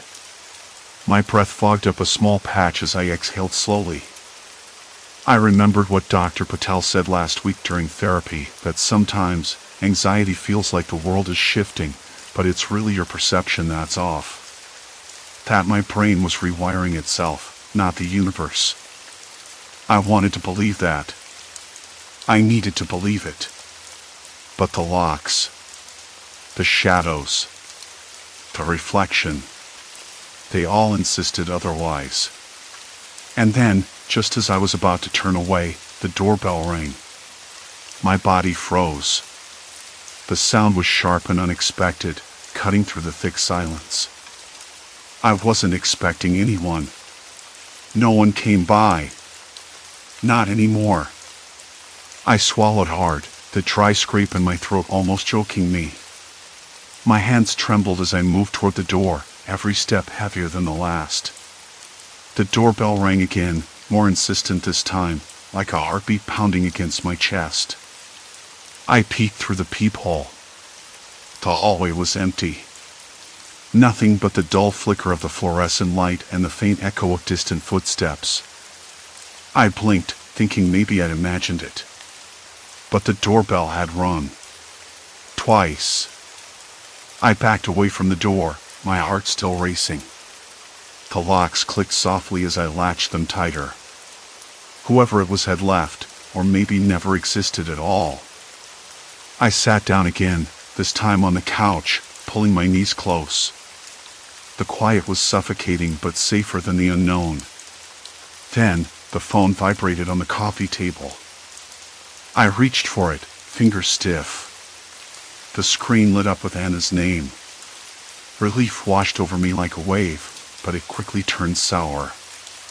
The call was coming in again and again, no voice, just ringing. I answered on the third ring. Hey, her voice was soft, tired. Are you okay? I've been worried. I hesitated, the words stuck somewhere between my throat and the air. I don't know, I admitted. It's been weird. The apartment. The doors. The shadows. There was a pause. Then, listen, she said, I'm coming over. You don't have to do this alone. The promise in her voice was a lifeline. I clutched the phone like it was the only thing keeping me tethered to reality. When the doorbell rang again, I didn't hesitate. This time, I opened it. Anna stood there, umbrella dripping from the rain, eyes scanning me like she was trying to find the person I used to be behind the twitching nerves and haunted gaze. She stepped inside without waiting for an invitation, and the warmth of her presence filled the small apartment. We sat on the couch, the silence between us comfortable for the first time in days. The shadows seemed less daunting with her there, the cracks in the world less wide. I don't know what's real anymore, I said, voice barely above a whisper. I keep thinking I'm losing my mind. She reached out, squeezing my hand gently. You're not. "You're scared." "But scared doesn't mean broken." I nodded, the tightness in my chest loosening just a fraction. The locks on the door felt less like a prison now, more like a shield. Maybe the apartment wasn't changing. Maybe I just needed someone to help me hold it together. The reflection in the mirror was still there, distorted and strange. But with Anna's steady presence beside me, it didn't feel like a threat. More like a cracked lens through which I was learning to see again. By the time she left that night, the world hadn't entirely stopped fracturing, but it felt quieter, softer around the edges. The shadows didn't stretch quite so long, and the locks on the door stayed where they belonged. I lay in bed, the hum of the city outside like a lullaby. The fear was still there, lurking in the corners, but it wasn't winning. For the first time in a long time, I slept. Story 6, Silent Codes, Haunting Messages from Neighbors. I never thought I'd notice something was off in a place I called home for 3 years. On the morning it started, the sky was a dull gray, the kind that presses down on your chest without warning. I was brewing coffee, fumbling with the French press in my kitchen when I heard the hallway door click open and shut. That sound, soft but definite, made me glance up. No one was supposed to be visiting at 7:15 a.m. on a Sunday, especially not my neighbors. I live alone. The building rules were clear, no guests before 9 on weekends. I shook it off, telling myself maybe someone was just leaving for an early shift. I poured the coffee, still feeling the chill from the window left open overnight. The first thing I noticed was the knock. 3 light taps, uneven but deliberate, at my apartment door. I froze, the handle halfway to my mouth with the mug. It wasn't a normal knock, the kind you get from friends or delivery people. It was too measured, like a code. I didn't answer. I figured whoever it was would move on, but then the knock came again, slower this time, almost as if they were testing me. I looked through the peephole. No one. The hallway was empty except for a stray leaf drifting in from the cracked window across the hall. Odd, I thought. Maybe the wind had done it. Still, my fingers trembled as I backed away from the door. I tried to breathe through the tightness in my chest, the way the air felt thicker, like I was underwater. I told myself it was nothing. The building was old. Drafts happen. Later that afternoon, I was sitting on my couch, the soft hum of the radiator filling the room, when I noticed the hallway light outside flicker. Just a brief stutter, like a blink. I stared at it for a moment. The bulb was supposed to be new. It shouldn't be flickering. I stood up and walked to the peephole again. Nothing unusual in the corridor. A few residents passed by, nodding hello. Everyone seemed normal. Maybe a little too normal. I shrugged and went back to the couch. The day stretched on with the usual sounds, the distant barking of a dog, the muffled chatter from the cafe downstairs, the scrape of a broom against the cracked plaster walls in the stairwell. But in the back of my mind, I couldn't shake the feeling that the building was watching me.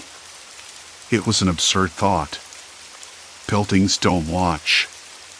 That night, I tried to sleep, but the silence was too loud. I could hear the faint creak of the pipes, the soft footsteps of someone pacing in the hallway below. I pulled the blanket tighter around me and closed my eyes. Still, the knocking came back in my mind, 3 taps, then 2, then 1. The next morning, I went out to get breakfast. The deli on the corner was buzzing with the usual crowd, but I noticed something strange. As I ordered my coffee, the clerk glanced at me with a peculiar smile, one that didn't quite reach his eyes. "Rough night?" he asked, wiping his hands on his apron. I hesitated but nodded. "Yeah, something like that." He nodded knowingly, as if he already understood more than I was willing to say. Back in the building, I decided to confront my neighbors. It was a small place, 12 apartments crammed into 3 floors, and I knew most of the residents by sight, if not by name. I knocked on the door across the hall first. Mrs. Carmichael, a woman in her 70s with a sharp tongue and a fondness for gossip, answered almost immediately. "Morning," I said, trying to keep my voice steady. "Did you happen to hear knocking early this morning? Like, at my door?" She tilted her head, eyes narrowing. "Can't say I did." "Why?" "Just. It was strange. And the hallway light's been flickering, too." She gave a small, dry laugh. "Old buildings have their quirks, dear. You get used to it." I nodded, but the unease didn't ease. I moved down to the next door, Mr. Patel, a quiet man who worked nights at the hospital. He was sitting on his stoop, sipping tea and reading a newspaper. "Hey," I said. "Any idea what's going on with the lights? Or the knocking?" He looked up slowly. "Lights flicker. Happens all the time. Knocking? No. But maybe the wind? Or rats?" "Rats," I repeated, not sure if he was joking. He shrugged. "Old buildings. You learn to live with the noise." I thanked him and moved on, but the feeling didn't go away. Something was different. Something was wrong. That evening, as I was washing dishes, I caught a glimpse of something in the hallway mirror near my door, a flash of movement. I whipped around. Nothing there. My breath hitched, and my hands trembled as I dried my hands on the towel. I told myself it was a trick of the light, shadows playing games. But I couldn't stop thinking about the knocking, the flickering light, the way my neighbors had responded, too calm, too practiced. Later, I sat at my kitchen table, the low hum of the city outside mixing with the distant murmur of voices in the hall. I pulled out my phone and considered calling the building manager. But then I wondered, what would I say? That I felt watched? That people knew things they shouldn't? It was ridiculous, and yet the knot in my stomach tightened. I glanced around the apartment, eyes lingering on the little things, the smoke detector in the corner of the ceiling, the thermostat blinking quietly, the tiny speaker grill near the door frame where I'd never paid attention before. And then it hit me, what if none of this was coincidence? I stood up and moved closer to the speaker grill. My fingertips brushed its surface, cold and smooth. I pressed my ear against it. At first, silence. Then, a faint crackle. Almost imperceptible, but there. My heart jumped. I pulled away, palms sweating. I wasn't imagining things. Someone was listening. Watching. And they'd been doing it all along. The weight of it settled in my chest like a stone. I wanted to scream, to run, to hide. But instead, I sat back down, staring at the wall, trying to piece together how my quiet, unremarkable life had become a secret show for an audience I didn't know I had. And then the doorbell rang. 3 quick chimes. Exactly 3. I didn't move. The building was silent. Outside, the city carried on, oblivious, uncaring. I realized, with a cold certainty, that this was just the beginning. The doorbell echoed again. I sat back down on the threadbare armchair by the window, the fabric prickling my skin. The thermostat blinked its tiny red light, and the speaker grill lingered in my peripheral vision. I tasted the stale air, a mixture of leftover takeout grease and dust. The smell made my stomach turn. My mind spun, replaying every moment, every detail I'd overlooked. There was no way this was random. I had to find out how deep this went. Morning came sluggishly. Sunlight filtered through the grimy blinds, casting thin stripes across the floor. My eyes were gritty and dry, the kind of exhaustion that no amount of sleep could fix. I hadn't moved from the chair all night, save for the occasional glance toward the door, half expecting it to swing open. I forced myself to get up, the floor cold against my bare feet. I paced the small apartment, eyes scanning every corner, every shadow. Or were the cameras? They had to be hidden in plain sight.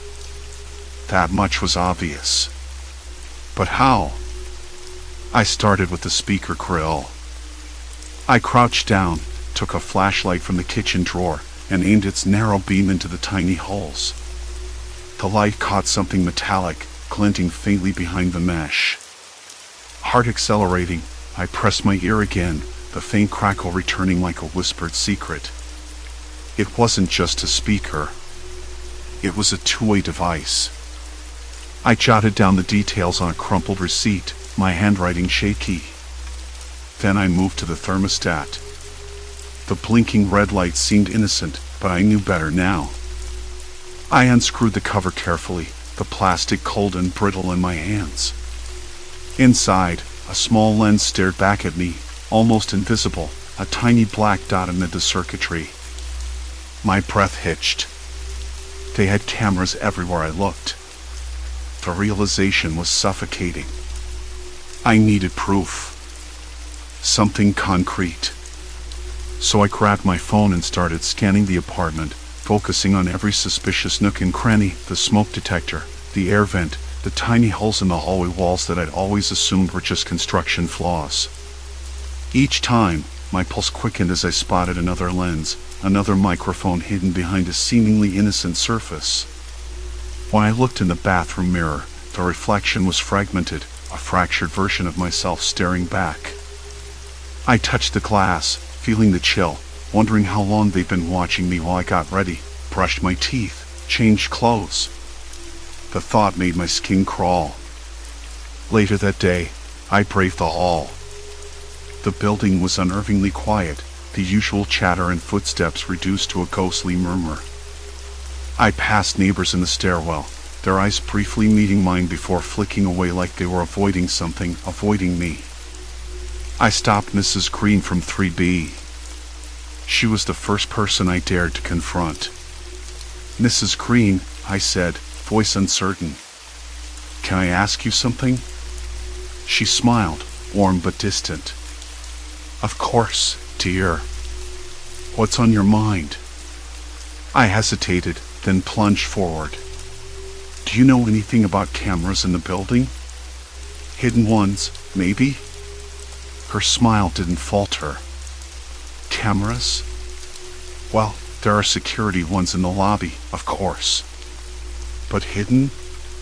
That sounds serious." I swallowed. "It's not just the lobby. I found some in my apartment.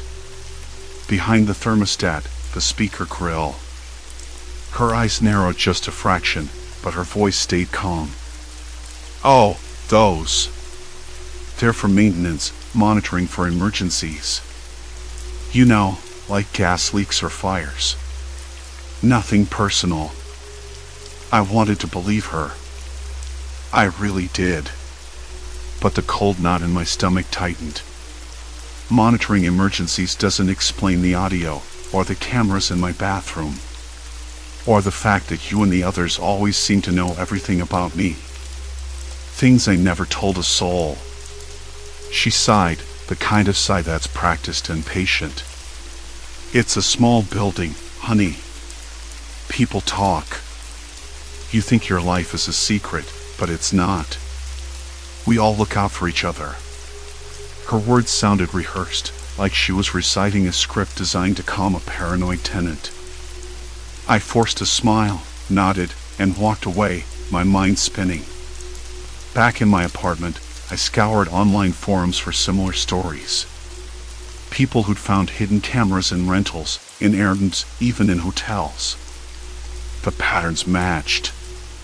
The invasion of privacy. The silence of the watchers. But none of those victims had neighbors who seemed so complicit. Later that evening, I noticed the faintest click behind the bathroom vent as I brushed my teeth. I froze, breath shallow, heart pounding. I reached for a small mirror and angled it toward the fence grill. A tiny lens reflected back, almost imperceptible. I wanted to rip it out, smash it to bits. But the thought of what might happen if I did stopped me cold. Instead, I recorded it on my phone.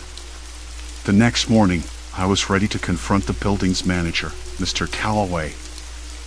I found him in the dingy office on the ground floor, surrounded by stacks of papers and the sharp scent of old coffee. His salt and pepper hair was disheveled, and he looked up from his desk with a tired smile. "Morning," he said. "You wanted to see me?" I held up my phone, the video playing on loop. "Care to explain this?" He watched quietly, expression unreadable. When the video ended, he leaned back, fingers steepled. "Those cameras are for your safety. You have to understand, incidents happen. Fires, break-ins. It's a precaution. But you're watching me. Everyone in this building knows everything about me. How? Why?" His gaze didn't falter. "Because we care. This building is like a family. We keep an eye out for each other. You might find it invasive, but it's for your benefit." I shook my head. "It's not care. It's control. It's surveillance. It's a violation." He smiled, but it didn't reach his eyes. "Try to see it differently. We're protecting you from what you might not even realize." That last sentence hung in the air, heavy and unsettling. Protecting me. From what? I left the office with more questions than answers. The building, my neighbors, the hidden eyes, they weren't just watching. They were waiting. And whatever they were protecting me from, it wasn't clear if I was the victim or the threat. Back in my apartment, I locked the door and drew the curtains. The thermostat blinked steadily, the speaker grill seeming to pulse with silent life. The air was thick with tension, every creak and sigh of the building amplified in the quiet. I sat down, phone in hand, staring at the video footage. I needed allies. Someone outside this building. But who could I trust when the walls themselves seemed to have ears? And then my phone buzzed a message from an unknown number. "Why are you digging?" The screen went dark. Silence. Complete silence. The message blinked on my phone screen like a warning light. "Why are you digging?" No number, no name, just those 4 words that felt like an item twisting in the gut. I stared at it, thumb hovering, as if pressing any further might trigger an alarm. The room felt colder, though the thermostat showed a steady 72 degrees. The faint hum of the speaker in the corner was almost too quiet, as if it was listening, waiting for me to break the silence. I dropped the phone onto the couch, the leather creaking beneath it. A long sigh escaped me. I had crossed a line. The building wasn't just watching anymore, it was communicating. And it was watching me right now. I ran my fingers through my hair, the strands catching on my scalp. The curtains were still drawn, but the street lights outside cast a weak glow that seeped through the fabric, making the room feel both claustrophobic and exposed. I wanted to leave, to get out, but where? Every exit felt trapped under some invisible gaze, every hallway a corridor lined with eyes I couldn't see but knew were there. The next morning came with the usual symphony of city sounds, the distant rumble of a garbage truck, the sharp bark of a dog, the clatter of footsteps on concrete. But nothing sounded normal to me anymore. Not after last night. I peeled back the curtain, letting in a thin strip of daylight that illuminated the faint dust motes swirling in the stale air. I paced the apartment, trying to piece together what I didn't want to admit. The cameras weren't just a creepy violation. They were part of something bigger. Something deliberate. When I confronted the man in the office, his calm, almost rehearsed smile had sent a chill deeper than the coldest winter night. Protecting me from what? The question twisted like a serpent in my gut. I looked around the apartment with new eyes. The smoke detector in the hallway. The tiny holes in the vent grill. The paintings on the wall, their glass frames reflecting just a little too much light, like tiny mirrors hiding secrets. I remembered the thermostat, its digital display blinking in a rhythm that now seemed too precise to be random. I pulled the thermostat from the wall. Behind it, a small, black camera lens stared back. Smooth and unblinking. I felt nausea rise, thick and bitter, like swallowing spoiled milk. I was trapped in this building. The walls themselves were agents of surveillance. Every step I took, every word I spoke, even the way I breathed, was cataloged and analyzed. I needed answers. Not the sugar-coated lies from a man who smiled like a shark. Real answers. I decided to go back to the basement. The old maintenance area where the building's infrastructure lived, a place I'd avoided before because it smelled like damp concrete and rusted metal. But maybe it held something I missed. Something that would explain the scope of this invasion. The elevator felt sluggish, groaning under the weight of the building.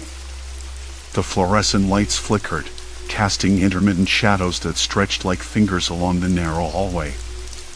The air was thick with the smell of mildew and oil.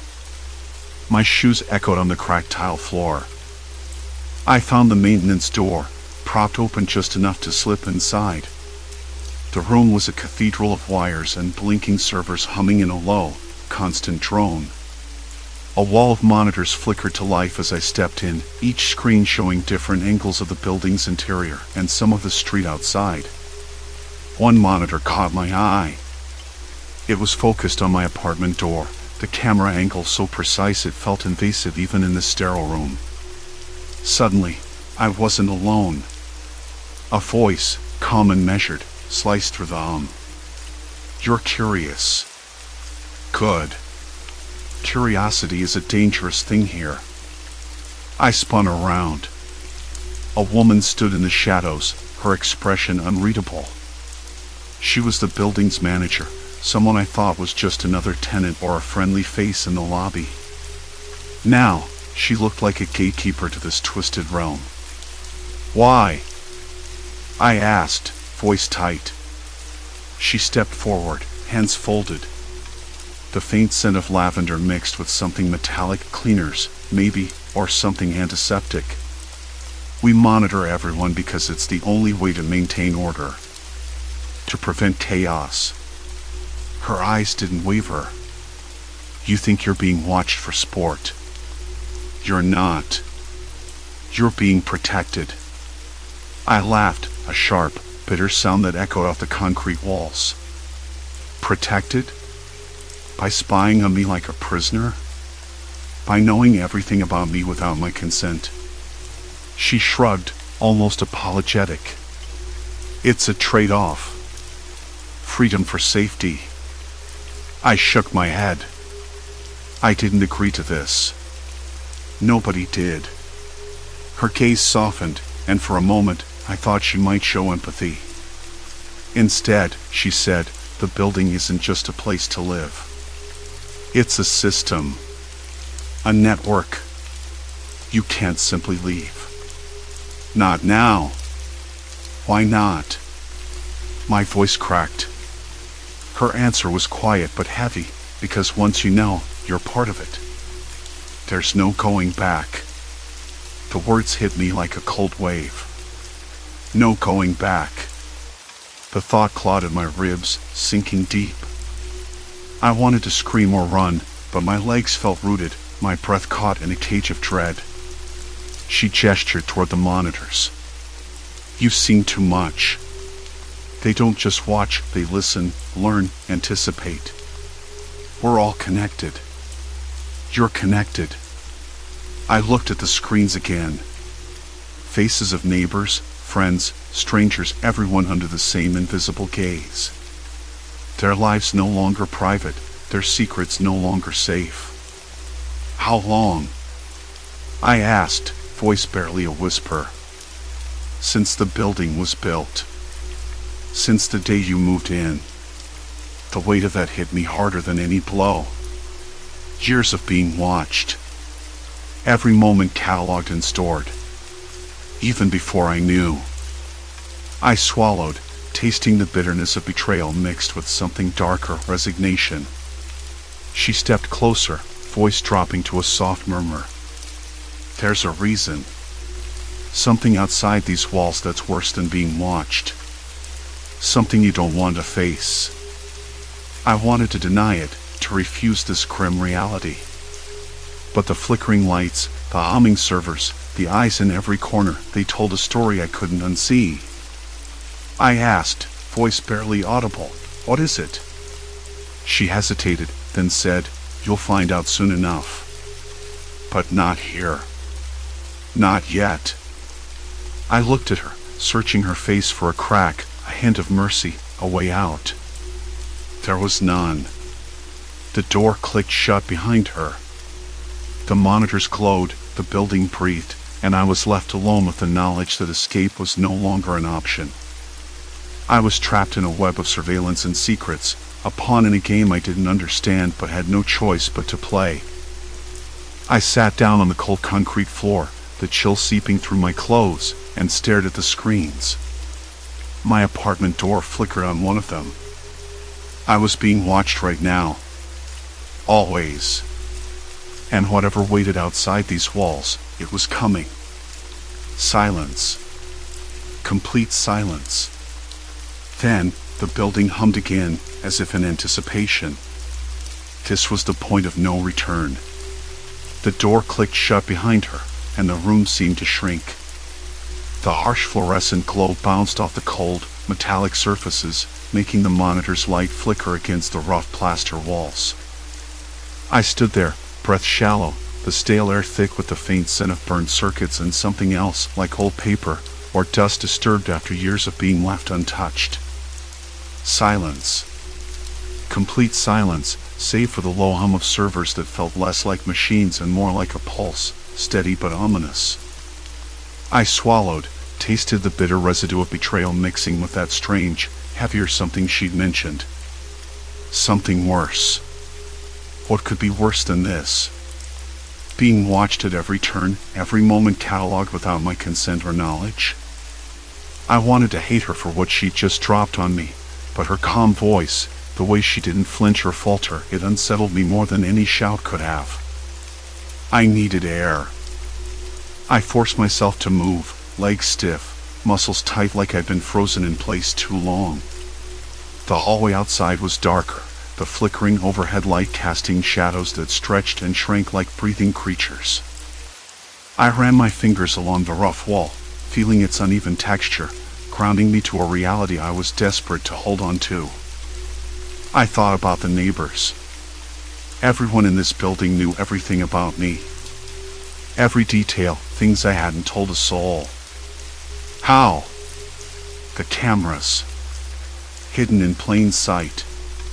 The little things I'd ignored, the smoke detector in the hallway with a lens where the sensor would be, the motion sensor light in the stairwell that never quite caught my movements properly, the tiny black dot in the lobby's decorative mirror.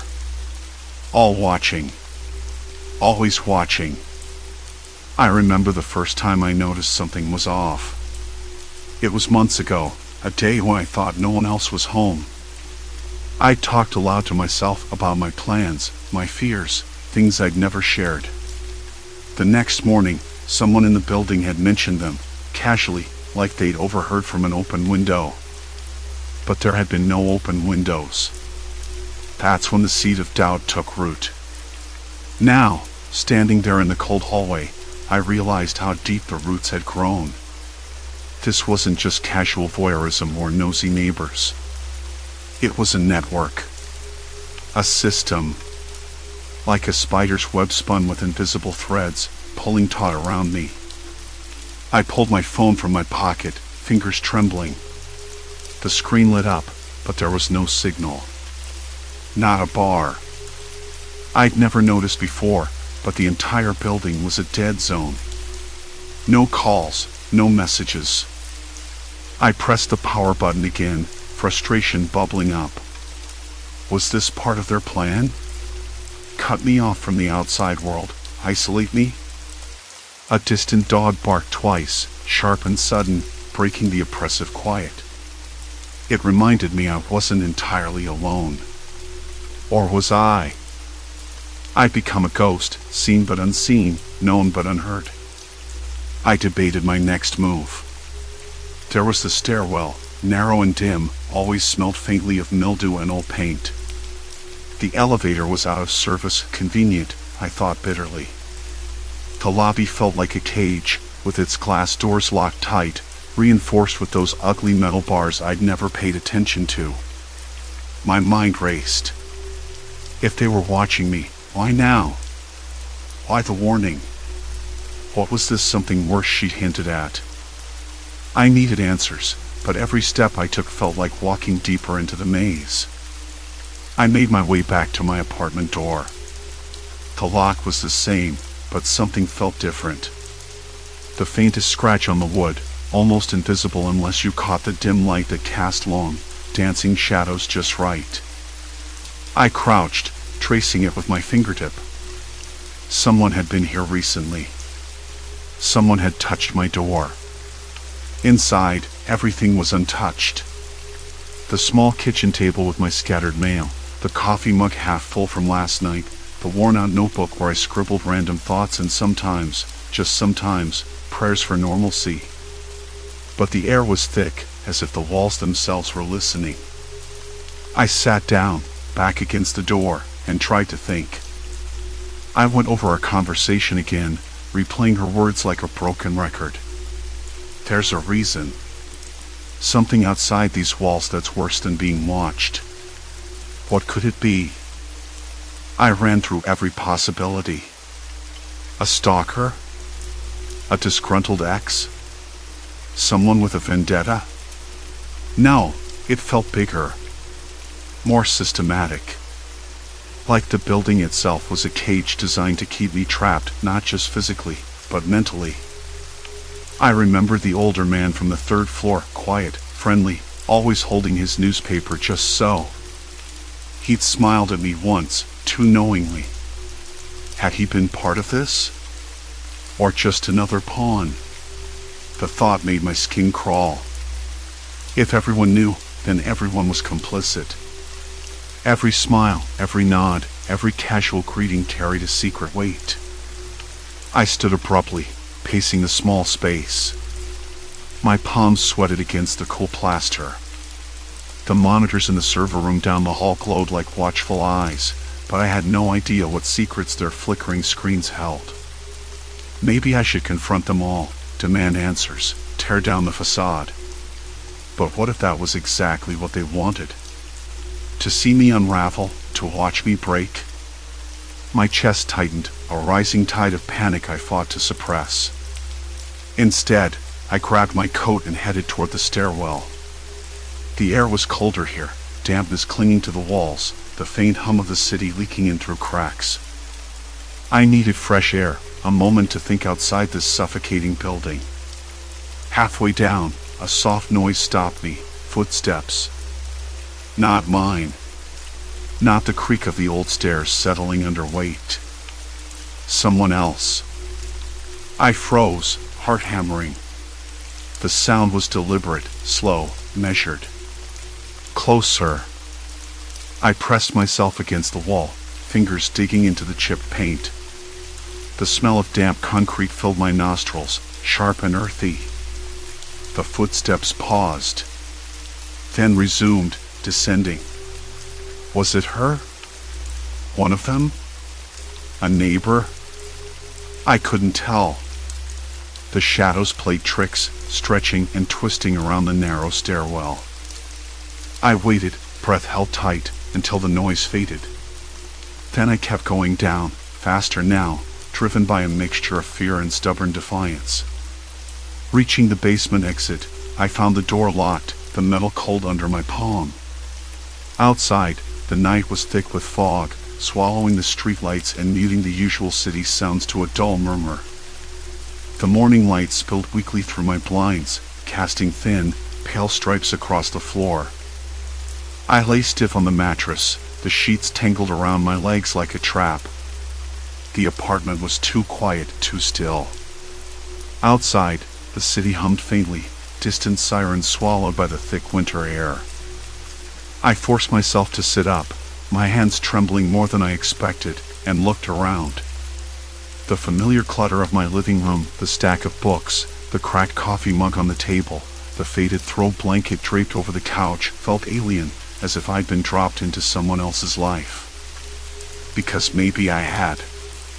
The knowledge that every inch of my existence had been observed, catalogued, and discussed by the people I thought I knew had settled over me like a dense fog. Not just the usual gossip, either. Private moments I never told a soul, secrets I'd buried deep, all laid bare between the walls of this building. I thought about confronting them again. About demanding answers. But I knew what I'd hear. Calm explanations, polite smiles, the kind of rehearsed denial that didn't even try to hide the truth. They watched me. Not out of mere curiosity, but as if I were a puzzle they were endlessly trying to solve or break. The idea made my stomach twist. I needed to understand how deeply this went. Later, I found myself in the hallway, clutching a small screwdriver I'd borrowed from a neighbor after promising to fix a loose doorknob.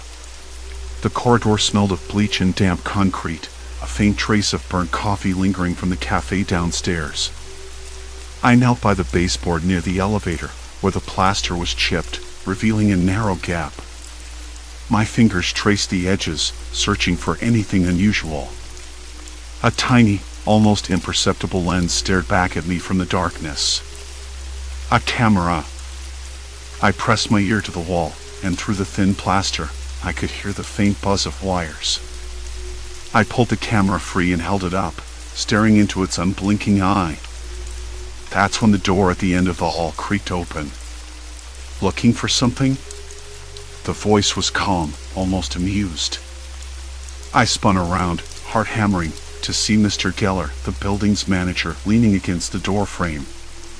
His smile was slow, deliberate, as if he had all the time in the world. I started but stopped. What could I say? That I'd found one of the cameras? That I knew? I shoved the device into my pocket and tried to steady my voice. Why?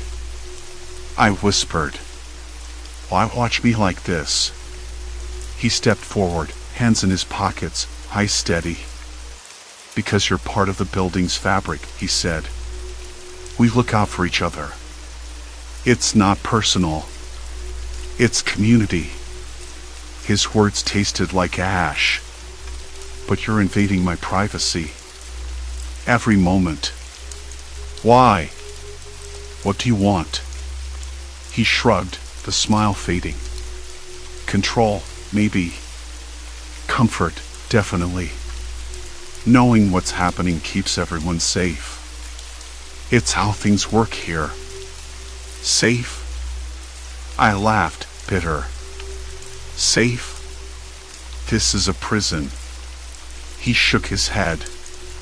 You don't get it. You wanted answers. Here they are. We watch because you're ours. You belong here, whether you like it or not. I swallowed hard. The walls, the cameras, the quiet eyes, they weren't just watching. They were claiming me. I left the corridor and walked back into my apartment, the cold sinking into my bones. I sat on the couch and stared at the ceiling, the weight of the building pressing down on me. I thought about packing up, leaving, but where would I go?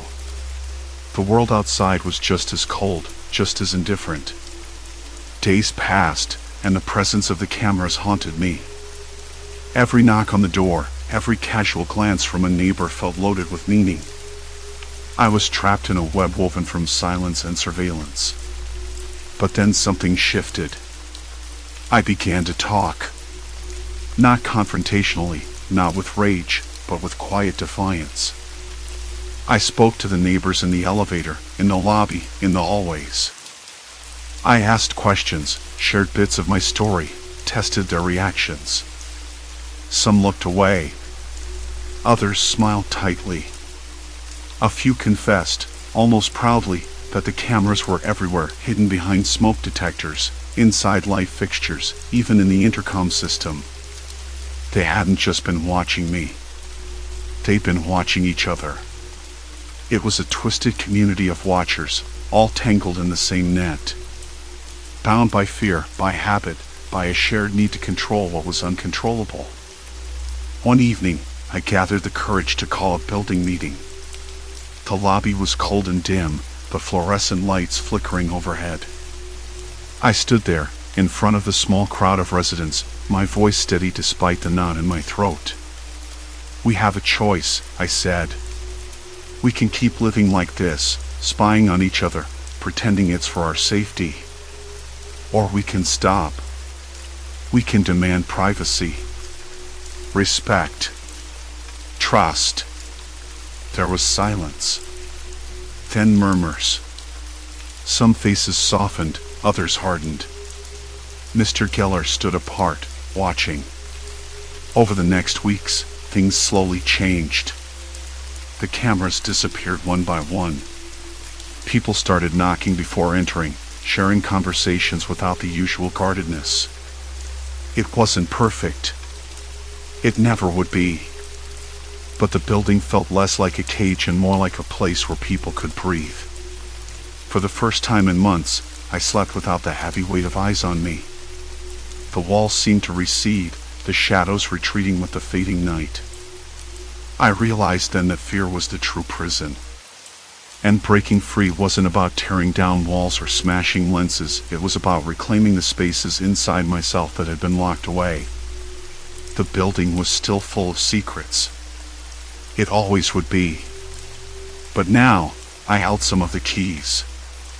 As I stood by my window one chilly evening, watching the city lights flicker on like distant stars, I felt something I hadn't in a long time: hope.